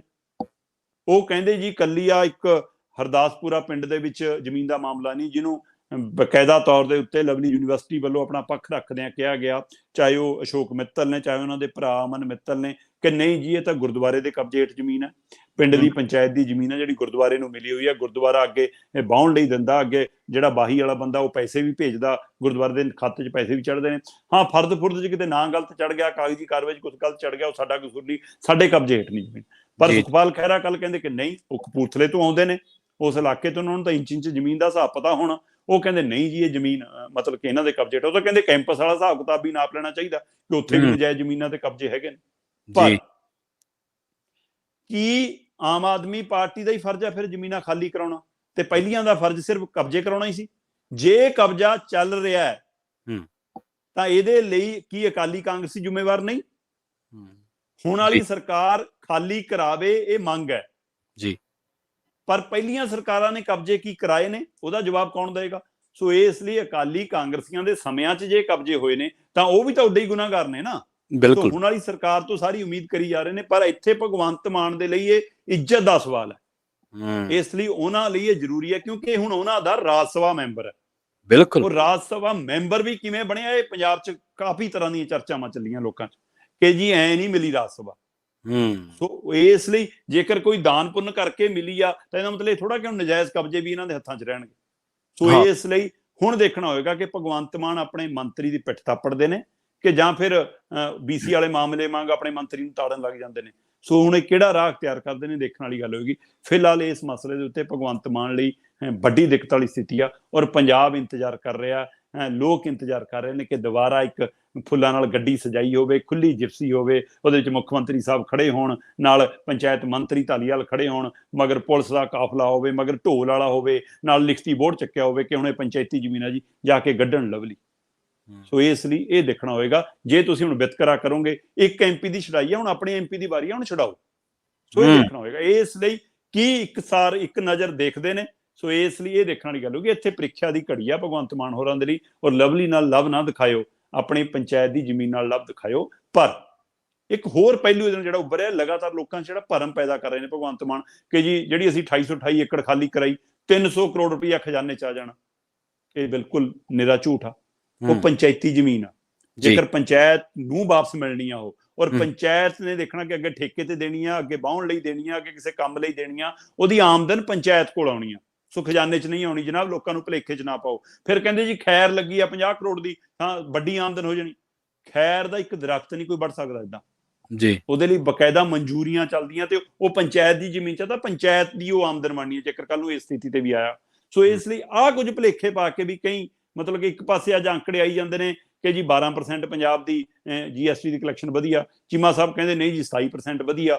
ਸੋ ਇਹ ਆਪਸ ਦੇ ਵਿੱਚ ਰੰਗਾਂ ਦਾ ਖੇਡ ਵੀ ਚੱਲ ਰਿਹਾ ਕਿ ਆਮਦਨ ਵੱਧ ਰਹੀ ਹੈ ਜਾਂ ਅੰਕੜਿਆਂ 'ਚ ਦਿਖਾਈ ਜਾ ਰਹੀ ਹੈ। ਪਹਿਲਾਂ ਨਾਲੋਂ ਪਿਛਲੇ ਕਰੋਨਾ ਕਾਲ ਦੇ ਵਿੱਚ ਘਟੀ ਵੀ ਸੀ ਜੀ, ਕਰੋਨਾ ਕਾਲ ਦੇ ਵਿੱਚ ਸਾਰੀਆਂ ਚੀਜ਼ਾਂ ਥੱਲੇ ਵੀ ਗਈਆਂ। ਸੋ ਉਹ ਅੰਕੜਿਆਂ ਨਾਲ ਮਿਲਾ ਕੇ ਜਦੋਂ ਦੇਖਿਆ ਜਾਂਦਾ ਤਾਂ ਹੁਣ ਵਾਲੀ ਵੱਧ ਵੀ ਦਿਖਦੀ ਹੈ, ਪਰ ਸਥਿਤੀ ਆਉਣ ਵਾਲੇ ਦਿਨਾਂ 'ਚ ਸਾਫ਼ ਹੋਏਗੀ ਜਦੋਂ ਇੱਕ ਸੁਰ ਦੇ ਵਿੱਚ ਸਰਕਾਰ ਚੱਲੇਗੀ, 1 ਸਾਲ ਦਾ ਪੂਰਾ ਸਰਕਲ ਪੂਰਾ ਕਰ ਲੇਗੀ। ਉਹ ਤੋਂ ਬਾਅਦ ਦੇਖਣ ਵਾਲੀ ਗੱਲ ਹੋਏਗੀ। ਹਾਂ, ਇਹ ਚੰਗੀ ਪਹਿਲਕਦਮੀ ਸਰਕਾਰ ਨੇ ਦਿਖਾਈ ਆ ਕਿ ਅਸੀਂ ਭਾਈ ਮੋੜਿਆ 10,000 ਕਰੋੜ ਤੋਂ ਵੱਧ, ਲਿਆ 8,000 ਕਰੋੜ ਤੋਂ, ਇਸ ਲਈ ਅਸੀਂ ਕਰਜ਼ਾ ਵੱਧ ਉਤਾਰ ਰਹੇ ਹਾਂ। ਉਹ ਪਹਿਲਕਦਮੀ ਚੰਗੀ ਨਜ਼ਰ ਆ ਰਹੀ ਹੈ। ਜੀ ਭਾਜੀ। ਜੀ। ਵੈਸੇ ਗੱਲ ਇੱਕ ਹੋਰ ਵੀ ਹੈ ਨਾ ਸ਼ਰਮਾ ਜੀ, ਵੀ ਖਹਿਰਾ ਸਾਹਿਬ ਵੀ ਕੀ ਕਰਨ ਵਿਚਾਰੇ, ਉਹਨਾਂ ਦੀ ਸੱਤਾ 'ਚ ਵਾਰੀ ਨਹੀਂ ਕਦੇ ਆਈ, ਮਸਲੇ ਉਹ ਨਹੀਂ ਉਹ ਚੁੱਕਦੇ ਨਹੀਂ। ਹਾਂ ਬਿਲਕੁਲ ਖਹਿਰਾ ਸਾਹਿਬ ਦੀ ਤਰਾਸਦੀ ਰਹੀ ਆ ਇਹ ਕਿ ਹਾਂ, ਉਹ ਮਤਲਬ ਕਿ ਆਪਣੇ ਆਪ ਨੂੰ ਲੀਡਰ ਵੱਡਾ ਮੰਨਦੇ ਨੇ ਜਾਂ ਸਮਝਦਾਰ ਵੱਡਾ ਮੰਨਦੇ ਨੇ, ਔਰ ਕਾਫੀ ਮੁੱਦਿਆਂ ਤੇ ਉਹ ਸਮਝ ਵੀ ਰੱਖਦੇ ਨੇ, ਪੰਜਾਬ ਦੇ ਮੁੱਦਿਆਂ ਤੇ ਖੁੱਲ ਕੇ ਬੋਲਦੇ ਵੀ ਨੇ ਬੇਬਾਕੀ। ਪਰ ਉਹਨਾਂ ਦੀ ਹਾਲਤ ਇਸ ਪੱਖੋਂ ਮਤਲਬ ਕਿ ਉਹ ਕਿਸਮਤ ਉਹਨਾਂ ਨਾਲ ਮਤਲਬ ਕਿ ਧੋਖਾ ਹੀ ਕਰਦੀ ਰਹੀ ਕਿ ਜਦੋਂ ਉਹ ਕਾਂਗਰਸ ਸੀ ਤਦ ਅਕਾਲੀਆਂ ਦੀ ਸਰਕਾਰ ਆ ਗਈ, ਜਦੋਂ ਉਹ ਕਾਂਗਰਸ ਛੱਡ ਕੇ ਆਪ 'ਚ ਚਲੇ ਗਏ ਤਾਂ ਕਾਂਗਰਸੀਆਂ ਦੀ ਸਰਕਾਰ ਆ ਗਈ, ਜਦੋਂ ਆਪ ਛੱਡ ਕੇ ਕਾਂਗਰਸ 'ਚ ਆ ਗਏ ਤਾਂ ਆਪ ਦੀ ਸਰਕਾਰ ਆ ਗਈ। ਸੋ ਉਹਨਾਂ ਨੂੰ ਵਿਰੋਧੀ ਧਿਰ ਵਾਲੇ ਬੈਂਚਾਂ ਦੀ ਬੈਠਣਾ ਪੈਂਦਾ ਰਿਹਾ, ਇਹ ਉਹਨਾਂ ਦੀ ਦਿੱਕਤ ਰਹੀ ਆ। ਦਿੱਕਤ ਰਹੀ ਹੈ ਬਿਲਕੁਲ। ਖੈਰ ਅਗਲੀ ਖਬਰ ਦੀ ਗੱਲ ਕਰੀਏ, ਐਸਜੀਪੀਸੀ ਦੀਆਂ ਚੋਣਾਂ ਦੀ ਤਿਆਰੀਆਂ ਸ਼ੁਰੂ ਹੋ ਚੁੱਕੀਆਂ, ਬਾਦਲਾਂ ਦੇ ਸੰਗ ਸੁੱਕ ਗਏ। ਹਾਂ ਬਿਲਕੁਲ ਪ੍ਰਵੀਨ ਜੀ, ਜੀ ਐਸਜੀਪੀਸੀ ਚੋਣਾਂ ਨੂੰ ਲੈ ਕੇ ਜਿਹੜੇ ਮਤਲਬ ਕਿ ਮੁੱਖ ਚੋਣ ਕਮਿਸ਼ਨਰ ਲਗਾਏ ਗਏ ਸੀ ਕੇਂਦਰ ਸਰਕਾਰ ਵੱਲੋਂ, ਉਹ ਲੰਮਾ ਸਮਾਂ ਤੋਂ ਉਡੀਕ ਰਹੇ ਸੀ ਕਿ ਭਾਈ ਮੈਨੂੰ ਬੈਠਣ ਨੂੰ ਕੋਈ ਥਾਂ ਟਿਕਾਣਾ ਦੇ ਦਿਓ, ਕੋਈ ਛੱਤ ਦੇ ਦਿਓ, ਕੋਈ ਨਾਲ ਮਾੜਾ ਮੋਟਾ ਅਮਲਾ ਫਾਲਾ ਕੁਝ ਦੇ ਦਿਓ। ਤੋਂ ਉਹ ਇਸ ਲਈ ਕਾਂਗਰਸ ਸਰਕਾਰ ਨੇ ਡੰਗ ਟਪਾ ਦਿੱਤਾ। ਲੰਮੇ ਸਮੇਂ ਤੋਂ ਇਸੇ ਇੰਤਜ਼ਾਰ 'ਚ ਰਹੇ ਕਿ ਇਹ ਪਹਿਲ ਕਦਮੀ ਕੀਤੀ ਜਾਵੇ। ਸੋ ਹੁਣ ਉਹ ਪਹਿਲ ਕਦਮੀ ਹੋ ਗਈ ਹੈ। ਜਸਟਿਸ ਸੁਰਿੰਦਰ ਸਿੰਘ ਸਾਰੋ ਹੋਰਾਂ ਨੂੰ ਕੇਂਦਰ ਨੇ ਜਿਹੜੀਆਂ ਸਾਡੀਆਂ ਸ਼੍ਰੋਮਣੀ ਗੁਰਦੁਆਰਾ ਪ੍ਰਬੰਧਕ ਕਮੇਟੀ ਦੀਆਂ ਚੋਣਾਂ ਨੇ ਉਹਦੇ ਲਈ ਮੁੱਖ ਚੋਣ ਕਮਿਸ਼ਨ ਵਜੋਂ ਨਿਯੁਕਤ ਕੀਤਾ ਸੀਗਾ। ਤੇ ਉਹ ਨਿਯੁਕਤੀ ਤੋਂ ਬਾਅਦ ਲੰਮਾ ਪ੍ਰੋਸੈਸ ਹੁੰਦਾ ਹੈ, ਵੋਟਰ ਲਿਸਟਾਂ ਦੀ ਸੁਧਾਈ, ਨਵੀਆਂ ਵੋਟਰ ਲਿਸਟਾਂ ਦਾ ਬਣਨਾ, ਫਿਰ ਉਹਦੇ ਲਈ ਉਹ ਸਾਰੀ ਰੂਪਰੇਖਾ ਤਿਆਰ ਹੋਣਾ, ਫਿਰ ਚੋਣਾਂ ਕਿਵੇਂ ਹੋਣੀਆਂ, ਉਹਦੇ ਲਈ ਉਹ ਲੰਮਾ ਸਮਾਂ ਚਾਹੀਦਾ, ਉਹਦੇ ਲਈ ਇੱਕ ਮਾਹੌਲ ਚਾਹੀਦਾ ਸੀ। ਉਹ ਲਗਾਤਾਰ ਕੈਪਟਨ ਸਰਕਾਰ, ਚੰਨੀ ਸਰਕਾਰ ਦੇ ਸਮੇਂ ਉਹ ਮੰਗ ਕਰਦੇ ਰਹੇ, ਕੇਂਦਰ ਵੱਲੋਂ ਵੀ ਕਿੰਨੀ ਵਾਰ ਦਿਸ਼ਾ ਨਿਰਦੇਸ਼ ਆਏ, ਪਰ ਉਹਨੂੰ ਥਾਂ ਟਿਕਾਣਾ ਦਿੱਤਾ। ਹੁਣ ਆਮ ਆਦਮੀ ਪਾਰਟੀ ਨੇ ਬਕਾਇਦਾ ਤੌਰ ਦੇ ਉੱਤੇ ਸਾਰੋ ਸਾਹਿਬ ਹੋਰਾਂ ਨੂੰ, ਜਸਟਿਸ ਸੁਰਿੰਦਰ ਸਿੰਘ ਸਾਰੋ ਹੋਰਾਂ ਨੂੰ ਸੈਕਟਰ 17 ਚੰਡੀਗੜ੍ਹ ਦੇ ਵਿੱਚ ਦਫ਼ਤਰ ਦੇ ਦਿੱਤਾ। ਉਹਨਾਂ ਦੇ ਨਾਲ ਉਹਨਾਂ ਨੂੰ ਸਕੱਤਰ ਦੇ ਦਿੱਤੇ ਨੇ, ਹੋਰ 2-3 ਮੁਲਾਜ਼ਮ ਦਿੱਤੇ ਗਏ ਨੇ ਨਾਲ, ਤੇ ਨਾਲ ਹੀ ਉਹਨਾਂ ਨੂੰ ਮਤਲਬ ਕਿ ਉੱਥੇ ਬੈਠਣ ਦੇ ਲਈ ਸਾਰਾ ਪ੍ਰਬੰਧ ਕਰ ਦਿੱਤਾ ਗਿਆ। ਸੋ ਹੁਣ ਉਹਨਾਂ ਨੇ ਕਾਰਵਾਈ ਅੱਗੇ ਵਧਾਈ ਹੈ। ਦੋ ਪਹਿਲੂਆਂ ਤੇ ਉਹਨਾਂ ਨੇ ਨਵੇਕਲੀ ਪਹਿਲ ਕਦਮੀ ਕੀਤੀ ਹੈ ਜਿਹੜੀ ਚੰਗੀ ਲੱਗ ਰਹੀ ਹੈ ਦੇਖਣ ਨੂੰ, ਜਿਹੜੀ ਸਿੱਖ ਭਾਈਚਾਰੇ ਲਈ ਵੀ, ਇਸ ਸੰਸਥਾ ਦੇ ਅਕਸ ਲਈ ਵੀ ਬਹੁਤ ਵਧੀਆ। ਪਹਿਲੀ ਤਾਂ ਉਹਨਾਂ ਨੇ ਕਿਹਾ ਕਿ ਦੇਸ਼ ਭਰ 'ਚ ਜਦੋਂ ਹੁਣ ਵੋਟਾਂ ਪੈਂਦੀਆਂ ਨੇ ਤਾਂ 18 ਸਾਲ ਦਾ ਵਿਅਕਤੀ ਵੋਟ ਪਾਉਣ ਦਾ ਹੱਕਦਾਰ ਹੈ, ਪਰ ਸ਼੍ਰੋਮਣੀ ਕਮੇਟੀ 'ਚ ਇਹ ਹੱਦ ਅਜੇ ਵੀ 21 ਸਾਲ ਕਿਉਂ ਹੈ? ਸੋ ਨੌਜਵਾਨ ਪੀੜ੍ਹੀ ਨੂੰ ਵੀ ਜਿਹੜੀ ਮਤਲਬ ਕਿ, ਔਰ ਅੱਜ ਦੀ ਨੌਜਵਾਨ ਪੀੜ੍ਹੀ ਪਹਿਲਿਆਂ ਨਾਲੋਂ ਕਿਤੇ ਐਡਵਾਂਸ ਹੈ, ਉਹ ਬੱਚੇ ਪਹਿਲਾਂ ਨਾਲੋਂ ਕਿਤੇ ਜ਼ਿਆਦਾ ਸਮੇਂ ਤੋਂ ਪਹਿਲਾਂ ਸਿਆਣੇ ਹੋ ਰਹੇ ਨੇ। ਸੋ ਇਸ ਲਈ ਉਹਨਾਂ ਨੇ ਇਹ ਪਹਿਲ ਕਦਮੀ ਕਰਦਿਆਂ ਕਿਹਾ ਕਿ ਹੁਣ ਉਮਰ ਦੀ ਹੱਦ 18 ਸਾਲ ਹੀ ਹੋਣੀ ਚਾਹੀਦੀ ਹੈ, ਤਾਂ ਕਿ ਜਦੋਂ ਅਗਲੀ ਵਾਰ ਸ਼੍ਰੋਮਣੀ ਕਮੇਟੀ ਦੀਆਂ ਵੋਟਾਂ ਪੈਣ ਤਾਂ ਉਹਦੇ ਵਿੱਚ 18 ਸਾਲ ਵਾਲੇ ਵੋਟਰ ਵੀ ਸਿੱਖ ਵੋਟਰ ਵੋਟ ਪਾ ਸਕਣ। ਇਹਦੇ ਲਈ ਉਹਨਾਂ ਨੇ ਕੇਂਦਰ ਸਰਕਾਰ ਨੂੰ ਲਿਖਿਆ, ਮਨਜ਼ੂਰੀ ਕੇਂਦਰ ਤੋਂ ਮਿਲਣੀ ਹੈ। ਦੂਸਰਾ, ਉਹਨਾਂ ਨੇ ਇਸ ਹਵਾਲੇ ਨਾਲ ਵੀ ਮਤਲਬ ਕਿ ਮੰਗ ਰੱਖੀ ਹੈ ਕਿ ਸੁਪਰੀਮ ਕੋਰਟ ਦੀ ਹਦਾਇਤ ਹੈ, ਸੁਪਰੀਮ ਕੋਰਟ ਦੀ ਹਦਾਇਤ ਆਮ ਚੋਣਾਂ ਨੂੰ ਲੈ ਕੇ ਹੈ ਕਿ ਕੋਈ ਵੀ ਭਾਰਤ ਦੇ ਵਿੱਚ ਚੋਣਾਂ ਹੁੰਦੀਆਂ, ਲੋਕ ਸਭਾ ਦੀਆਂ ਚੋਣਾਂ ਹੋਣ, ਵਿਧਾਨ ਸਭਾ ਦੀਆਂ ਚੋਣਾਂ ਹੋਣ, ਨਗਰ ਨਿਗਮ ਦੀਆਂ ਚੋਣਾਂ ਹੋਣ, ਸੋ ਜਿਹੜੀਆਂ ਚੋਣ ਪ੍ਰੋਸੈਸ ਹੈ ਉਹਦੇ ਵਿੱਚ ਅਪਰਾਧਕ ਪਿਛੋਕੜ ਵਾਲਾ ਵਿਅਕਤੀ ਚੋਣ ਨਹੀਂ ਲੜ ਸਕਦਾ। ਸੋ ਉਸ ਨੂੰ ਕਿ ਉਹਦੀ ਜਾਣਕਾਰੀ ਪੂਰੀ ਦੇਣੀ ਜ਼ਰੂਰੀ ਹੁੰਦੀ ਹੈ। ਸੋ ਉਹ ਕੀ ਸਜ਼ਾ ਜਾਬਤਾ ਤਾਂ ਨੀਗਾ, ਕਿਹੜੇ ਮਾਮਲਿਆਂ 'ਚ ਹੈ, ਕਿਹੋ ਜਿਹੇ ਮਾਮਲੇ ਨੇ, ਫੌਜਦਾਰੀ ਵਾਲੇ ਮਾਮਲੇ ਨੇ, ਬਲਾਤਕਾਰੀ ਵਾਲੇ ਮਾਮਲੇ ਨੇ, ਕੋਈ ਕਤਲੋਗਾਰਤ ਵਾਲੇ ਮਾਮਲੇ, ਸੋ ਉਹ ਅਲੱਗ-ਅਲੱਗ ਕੈਟਾਗਰੀ ਵਾਈਜ਼, ਕੀ ਉਹ ਅਪਰਾਧਕ ਮਾਮਲਿਆਂ 'ਚ ਤਾਂ ਨਹੀਂ ਆਉਂਦਾ। ਸੋ ਅਪਰਾਧਕ ਪਿਛੋਕੜ ਵਾਲਿਆਂ ਨੂੰ ਜੇਕਰ ਆਮ ਚੋਣਾਂ 'ਚ ਹਿੱਸਾ ਲੈਣ ਦਾ ਹੱਕ ਨਹੀਂ, ਇਹ ਤਾਂ ਫਿਰ ਧਰਮ ਦਾ ਮਸਲਾ, ਇਹ ਤਾਂ ਫਿਰ ਮਤਲਬ ਧਾਰਮਿਕ ਚੋਣਾਂ ਨੇ, ਸੋ ਇੱਥੇ ਵੀ ਨਹੀਂ ਹੋਣਾ ਚਾਹੀਦਾ। ਸੋ ਇਹਦੀ ਵੀ ਮੰਗ ਉਹਨਾਂ ਨੇ ਨਾਲ ਕੀਤੀ ਹੈ ਕਿ ਇੱਥੇ ਵੀ ਉਹੀ ਆਮ ਚੋਣਾਂ ਵਾਲਾ ਪ੍ਰੋਸੈਸ ਲਾਗੂ ਹੋਣਾ ਚਾਹੀਦਾ, ਜਿਹੜੇ ਵੀ ਅਪਰਾਧਕ ਪਿਛੋਕੜ ਵਾਲੇ ਬੰਦੇ ਹੋਣ ਉਹ ਸ਼੍ਰੋਮਣੀ ਕਮੇਟੀ ਦੀਆਂ ਚੋਣਾਂ ਨਾ ਲੜ ਸਕਣ। ਇਹ ਦੋ ਮੰਗ ਉਹਨਾਂ ਨੇ ਕੇਂਦਰ ਮੂਹਰੇ ਰੱਖੀਆਂ ਨੇ, ਔਰ ਇਹ ਮੰਗ ਜਦੋਂ ਤੱਕ ਮਤਲਬ ਕਿ ਪੂਰੀਆਂ ਹੋ ਕੇ ਆਉਣਗੀਆਂ ਤਦ ਤੱਕ ਉਹ ਆਪਣੀ ਕਾਗਜ਼ੀ ਕਾਰਵਾਈ ਸ਼ੁਰੂ ਕਰ ਚੁੱਕੇ ਨੇ, ਵੋਟਾਂ ਬਣਾਉਣ ਦੇ ਲਈ ਸਾਰਾ ਕੁਝ। ਸੋ ਉਹ ਪ੍ਰੋਸੈਸ ਚੱਲ ਰਿਹਾ, ਤੇ ਇਹਦੇ ਨਾਲ ਅਕਾਲੀ ਦਲ ਨੂੰ ਸਭ ਤੋਂ ਵੱਧ ਫਿਕਰ ਹੈ, ਕਿਉਂਕਿ ਲੰਮਾ ਸਮਾਂ ਸ਼੍ਰੋਮਣੀ ਗੁਰਦੁਆਰਾ ਪ੍ਰਬੰਧਕ ਕਮੇਟੀ ਦੇ ਉੱਤੇ ਜੇਕਰ ਕਿਸੇ ਧਿਰ ਨੇ ਕਬਜ਼ਾ ਰੱਖਿਆ, ਮਤਲਬ ਕਿ ਤੁਸੀਂ ਜਿਵੇਂ ਮਹੰਤਾਂ ਤੋਂ ਵੱਧ ਜੇ ਕਿਸੇ ਲੰਮਾ ਸਮਾਂ ਕਬਜ਼ਾ ਰਿਹਾ ਤਾਂ ਬਾਦਲਾਂ ਦਾ ਰਿਹਾ। ਸੋ ਉਹ ਹੁਣ ਲੋਕ ਸਿੱਖ ਭਾਈਚਾਰੇ ਦੇ ਨੁਮਾਇੰਦੇ ਵੀ ਇਸ ਗੱਲ ਨੂੰ ਲੈ ਕੇ ਕਈ ਮਸਲਿਆਂ 'ਚ ਫਿਕਰਮੰਦੀ ਕਰਦੇ ਰਹੇ ਨੇ ਕਿ ਕੁਝ ਮਸਲਿਆਂ ਦੇ ਵਿੱਚ ਇਹ ਉਸੇ ਰਾਹਾਂ ਤੇ ਪੈਣ ਲੱਗ ਗਏ ਨੇ। ਸੋ ਉਸ ਦੀ ਫਿਕਰਮੰਦੀ 'ਚੋਂ ਲੈ ਕੇ ਕੁਝ ਧਿਰਾਂ, ਖਾਸ ਕਰਕੇ ਜਥੇਦਾਰ ਭਾਈ ਰਣਜੀਤ ਸਿੰਘ ਹੋਰੀ ਹੁਣ ਇਹ ਨਵੇਕਲੀ ਪਹਿਲ ਕਦਮੀ ਕਰ ਰਹੇ ਨੇ ਕਿ ਭਾਈ ਜਿਹੜਾ ਬੰਦਾ ਐਸਜੀਪੀਸੀ ਦੀ ਚੋਣ ਲੜੇ ਉਹ ਰਾਜਨੀਤਿਕ ਚੋਣ ਨਾ ਲੜੇ।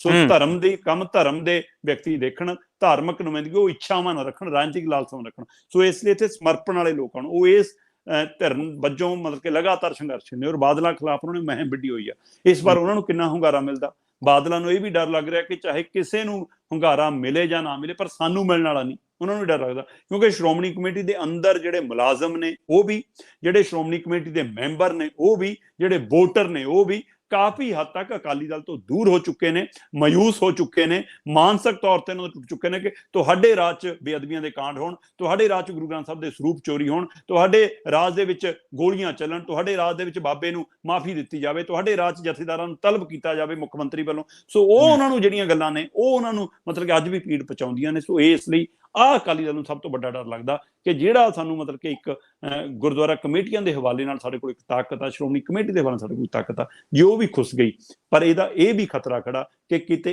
ਇਸ ਵਾਰ ਇਹਨਾਂ ਚੋਣਾਂ ਦਾ ਭਾਜਪਾਈ ਕਰਨ ਨਾ ਹੋ ਜਾਵੇ, ਇਹਨਾਂ ਚੋਣਾਂ ਦਾ ਕਿਤੇ ਕਾਂਗਰਸੀ ਕਰਨਾ ਹੋ ਜਾਵੇ, ਇਹਨਾਂ ਚੋਣਾਂ ਦਾ ਫਾਇਦਾ ਕਿਤੇ ਆਮ ਆਦਮੀ ਪਾਰਟੀ, ਲੋਕ ਨੁਮਾਇੰਦੇ ਜਿੱਤਣ। ਇਹ ਧਰਮ ਦਾ ਮਸਲਾ ਹੈ, ਇਹ ਪੰਥ ਦਾ ਮਸਲਾ ਹੈ। ਹਾਂ, ਇਹਦੇ ਵਿੱਚ ਪੰਥਕ ਸ਼ਖਸੀਅਤਾਂ ਜਿੱਤਣ ਜਿਹੜੀਆਂ ਕੌਮ ਨੂੰ ਸਮਰਪਿਤ ਹੋਣ, ਧਰਮ ਨੂੰ ਸਮਰਪਿਤ ਹੋਣ, ਸਿੱਖੀ ਨੂੰ ਨਾਲ ਲੈ ਕੇ ਤੁਰਨ ਵਾਲੀਆਂ ਹੋਣ, ਸਰਬੱਤ ਦੇ ਭਲੇ ਦੀ ਸੋਚ ਵਾਲੀਆਂ ਹੋਣ, ਨਾ ਕਿ ਕਿਸੇ ਪਾਰਟੀ ਦੇ ਬੁਲਾਰੇ ਹੋਣ ਜਾਂ ਪਾਰਟੀ ਦੇ ਨੁਮਾਇੰਦੇ ਹੋਣ। ਸੋ ਇਸ ਗੱਲ ਦੇ ਉੱਤੇ ਜਸਟਿਸ ਸੁਰਿੰਦਰ ਸਿੰਘ ਸਾਰੋ ਹੋਰਾਂ ਦੀ ਵੀ ਵੱਡੀ ਜ਼ਿੰਮੇਵਾਰੀ ਹੋਏਗੀ ਔਰ ਵੋਟਰਾਂ ਦੀ ਜਿਹੜੇ ਆਉਣਗੇ ਉਹਨਾਂ ਦੀ ਵੀ ਵੱਡੀ ਜ਼ਿੰਮੇਵਾਰੀ ਹੋਏਗੀ। ਇੱਕ ਜਾਂਦੇ ਜਾਂਦੇ ਸੰਖੇਪ ਦੇ ਵਿੱਚ ਟਿੱਪਣੀ ਲੈਣੀ ਚਾਹਾਂਗਾ ਸ਼ਰਮਾ ਜੀ ਤੁਹਾਡੀ। ਜਦੋਂ ਨੋਟਬੰਦੀ ਹੋਈ ਸੀ ਉਹ ਮੰਜ਼ਰ ਤੁਸੀਂ ਵੀ ਦੇਖਿਆ, ਸਾਰਿਆਂ ਨੇ, ਆਪਾਂ ਨੇ ਸਾਰਿਆਂ ਨੇ ਕਵਰ ਕੀਤਾ। ਉਦੋਂ ਸਰਕਾਰ ਨੇ ਦਾਅਵਾ ਕੀਤਾ ਸੀਗਾ ਵੀ ਨੋਟਬੰਦੀ ਨੂੰ ਤਾਂ ਕੀਤੀ ਹੈ ਵੀ ਅੱਤਵਾਦ ਦਾ ਲੱਕ ਤੋੜਨਾ। ਉਸ ਤੋਂ ਬਾਅਦ ਪੁਲਵਾਮਾ ਹੋਇਆ, ਆਪਾਂ ਨੂੰ ਸਾਰਿਆਂ ਨੂੰ ਯਾਦ ਹੈ। ਹੁਣ ਇੱਕ ਕਹਿੰਦੇ ਵੀ ਜਾਲੀ ਕਰੰਸੀ ਬੰਦ ਕਰਨੀ ਆ। ਹੁਣ ਜਾਲੀ ਕਰੰਸੀ ਦੇ ਮੈਂ ਆંકੜੇ ਤੁਹਾਨੂੰ ਕੁਝ ਦੱਸਦਾ ਵਾਂ।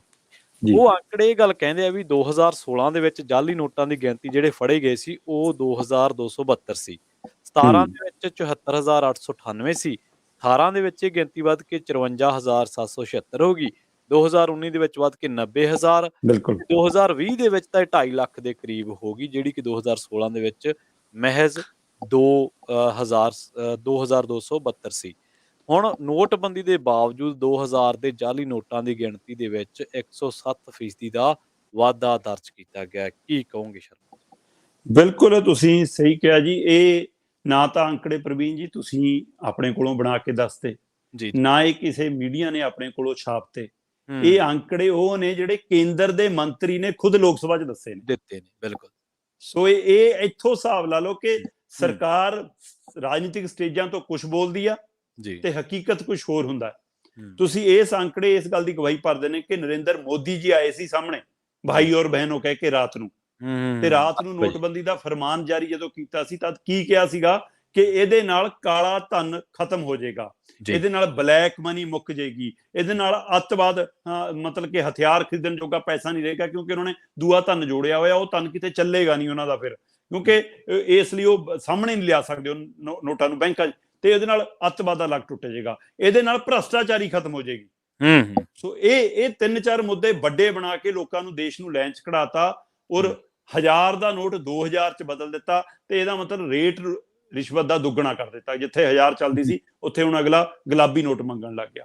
ਸੋ ਇਹ ਸਵਾਲ ਖੜੇ ਸੀ, ਪਰ ਹੁਣ ਅੱਜ ਜਦੋਂ ਨੋਟਬੰਦੀ ਦਾ ਸਵਾਲ ਜਦੋਂ ਆਇਆ, ਲੋਕ ਸਭਾ 'ਚ ਮੁੱਦਾ ਉੱਠਿਆ, ਤਦ ਖੁਦ ਕੇਂਦਰ ਦੇ ਰਾਜ ਮੰਤਰੀ ਨੇ ਜੀ ਪੰਕਜ ਚੌਧਰੀ, ਉਹਨਾਂ ਨੇ ਅੰਕੜੇ ਦੱਸੇ ਕਿ ਬਿਲਕੁਲ ਜੀ 107% ਮਤਲਬ ਕਿ ਨੋਟਬੰਦੀ ਤੋਂ ਬਾਅਦ 2000 ਦਾ ਜਾਲੀ ਨੋਟ ਬਾਜ਼ਾਰ 'ਚ, ਔਰ 2000 ਦਾ ਨੋਟ ਇਸ ਵਜ੍ਹਾ ਕਰਕੇ ਜ਼ਿਆਦਾ ਚਰਚਾ ਹੋਣੀ ਬਣਦੀ ਹੈ ਕਿ ਪ੍ਰਵੀਨ ਜੀ ਬੈਂਕਾਂ ਦੇ ਵਿੱਚ ਜ਼ਿਆਦਾਤਰ ਹੁਣ 2000 ਦਾ ਨੋਟ ਜਾਰੀ ਨਹੀਂ ਕੀਤਾ ਜਾਂਦਾ ਜੀ। ਜ਼ਿਆਦਾਤਰ ਏਟੀਐਮਾਂ ਵਿੱਚੋਂ 2000 ਦਾ ਨੋਟ ਨਹੀਂ ਨਿਕਲਦਾ। ਜੇਕਰ ਤੁਸੀਂ ਇੱਕ ਵਾਰ ਬੈਂਕ ਦੀ ਖਿੜਕੀ ਤੇ ਜਮ੍ਹਾਂ ਕਰਾਤੇ ਤਾਂ ਉਹ ਕੋਸ਼ਿਸ਼ ਕਰਦਾ ਕਿ ਇਹਨੂੰ ਹੌਲੀ ਹੌਲੀ, ਕਿਉਂਕਿ ਆਰਬੀਆਈ ਇਸ ਮਸਲੇ ਤੇ ਕੰਮ ਕਰਕੇ ਹੌਲੀ ਹੌਲੀ ਇਹ ਨੋਟ ਇਕੱਠਾ ਕਰਕੇ ਅਸੀਂ ਹਟਾ ਲਈਏ, ਪਰ ਉਹ ਭੁੱਲਣ ਨਾ, ਜਦੋਂ ਨੋਟਬੰਦੀ ਹੋਈ ਤਦ ਜਿੰਨੇ ਨੋਟ ਆਰਬੀਆਈ ਨੇ ਜਾਰੀ ਕੀਤੇ ਸੀ ਉਹਦੇ ਨਾਲੋਂ ਵੱਧ ਬੈਂਕਾਂ 'ਚ ਪਹੁੰਚ ਗਏ ਸੀ।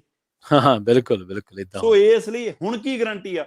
ਸੋ ਇੱਕ ਤਾਂ ਕਾਗਜ਼ ਕਦੇ ਰੰਗ ਉਤਰ ਜਾਂਦਾ ਹੈ, ਕਦੇ 4 ਮਹੀਨਿਆਂ 'ਚ ਪੁਰਾਣਾ ਹੋ ਜਾਂਦਾ, ਸੋ ਕਦੇ ਫਟ ਛੇਤੀ ਜਾਂਦੇ ਨੇ। ਸੋ ਇਹ ਪਤਾ ਨਹੀਂ ਹੁਣ ਕਾਗਜ਼ ਵਾਲੇ ਵਪਾਰੀਆਂ ਨੂੰ ਫਾਇਦਾ ਦਿੱਤਾ, ਪਤਾ ਨਹੀਂ ਰੰਗ ਵਾਲੇ ਵਪਾਰੀਆਂ ਨੂੰ ਫਾਇਦਾ ਦਿੱਤਾ, ਪਤਾ ਨਹੀਂ ਇਹ ਰਾਮਦੇਵ ਵਰਗੇ ਬਾਬਿਆਂ ਨੂੰ ਫਾਇਦਾ ਦਿੱਤਾ, ਕਿਉਂਕਿ ਉਸ ਸਮੇਂ 500 ਰੁਪਏ ਦਾ ਨੋਟ ਜਦੋਂ ਬੰਦ ਹੋਇਆ ਤਦ ਭਾਰਤ ਦੀ ਸਭ ਤੋਂ ਬੜੀ ਜਿਹੜੀ ਚਿੰਤਾ ਹੁੰਦੀ ਹੈ ਜਦੋਂ ਇਹ ਜੀ ਸਥਿਤੀ ਹੁੰਦੀ ਆ, ਆਟਾ, ਦਾਲ ਤੇ ਦੁੱਧ, ਦਹੀਂ। ਉਸ ਨੋਟ ਨਾਲ ਤੁਸੀਂ ਸਬਜ਼ੀ ਨਹੀਂ ਖਰੀਦ ਸਕਦੇ ਸੀ, ਉਸ ਨੋਟ ਨਾਲ ਤੁਸੀਂ ਫਲ ਨਹੀਂ ਖਰੀਦ ਸਕਦੇ ਸੀ, ਉਸ ਨੋਟ ਨਾਲ ਤੁਸੀਂ ਆਟਾ ਨਹੀਂ ਖਰੀਦ ਸਕਦੇ ਸੀ, ਦੁੱਧ ਨਹੀਂ ਖਰੀਦ ਸਕਦੇ ਸੀ, ਹਾਂ ਪੈਟਰੋਲ ਪੰਪ ਤੇ ਤੇਲ ਪਵਾ ਸਕਦੇ ਸੀ। ਕਮਾਲ ਆ ਜਨਾਬ। ਜੀ ਜੀ, ਬਿਲਕੁਲ। ਸੋ ਇਹਦਾ ਮਤਲਬ ਨੋਟ ਕਿਹਨੂੰ ਫਾਇਦਾ ਦੇ ਰਿਹਾ ਸੀ? ਜਿਨ੍ਹਾਂ ਦੇ ਪੈਟਰੋਲ ਪੰਪ ਨੇ, ਪੈਟਰੋਲ ਪੰਪ ਅਵਾਨੀ ਅਡਾਨੀਆਂ ਦੇ ਨੇ। ਸੋ ਇਸ ਲਈ ਚਾਹੇ ਨੋਟਬੰਦੀ ਦਾ ਇਸੇ ਮਸਲੇ ਤੇ ਕੱਲ ਅਗਨੀਪਥ ਵਾਲਾ ਪਹਿਲੂ ਵੀ ਆਇਆ। ਹਾਂਜੀ, ਅਗਨੀਪਥ ਵਾਲੇ ਪਹਿਲੂ ਦੇ ਉੱਤੇ ਵੀ ਖੁਦ ਕੇਂਦਰ ਨੇ ਇਹ ਗੱਲ ਮੰਨੀ ਹੈ ਕਿ ਜਿਹੜੇ ਪੁਰਾਣੇ ਰਿਟਾਇਰਡ ਫੌਜੀ ਅਫਸਰ ਨੇ ਉਹਨਾਂ ਨੂੰ ਅਸੀਂ ਸਰਕਾਰੀ ਨੌਕਰੀਆਂ ਦੇਣ 'ਚ ਕਾਮਯਾਬ ਨਹੀਂ, ਹੂੰ ਅੱਜ ਤੋਂ 7 ਸਾਲ ਪਹਿਲਾਂ ਕਹਿੰਦੇ ਅਸੀਂ 10,000 ਨੂੰ ਨੌਕਰੀਆਂ ਦਿੱਤੀਆਂ ਸੀ ਤੇ ਪਿਛਲੇ ਸਾਲ ਅਸੀਂ ਸਿਰਫ 2,900 ਕੁਝ ਬੰਦਿਆਂ ਨੂੰ ਨੌਕਰੀ ਦਿੱਤੀ ਆ ਤੇ ਫਿਰ ਹੁਣ ਹਰ 4 ਸਾਲ ਬਾਅਦ ਰਿਟਾਇਰ ਹੋਣਗੇ, ਕੌਣ ਦਊਗਾ ਨੌਕਰੀ? ਜੀ ਸੋ ਇਸ ਬਿਲਕੁਲ ਲਈ ਸਹੀ ਇਹ ਧੋਖਾ ਸਾਫ਼ ਸਾਹਮਣੇ ਆ ਰਿਹਾ ਕਿ ਨੋਟਬੰਦੀ ਵੀ ਫੇਲ ਹੈ, ਤੁਹਾਡੀ GST ਫੇਲ ਹੈ, 15-15 ਲੱਖ ਖਾਤਿਆਂ ਵਾਲਾ ਵੀ ਜੁਮਲਾ ਸਾਬਤ ਹੋ ਗਿਆ, ਕਾਲਾ ਧਨ ਵੀ ਵਿਦੇਸ਼ਾਂ ਤੋਂ ਨਹੀਂ ਆਇਆ, 2 ਕਰੋੜ ਨੌਕਰੀਆਂ ਵੀ ਨਹੀਂ ਮਿਲੀਆਂ।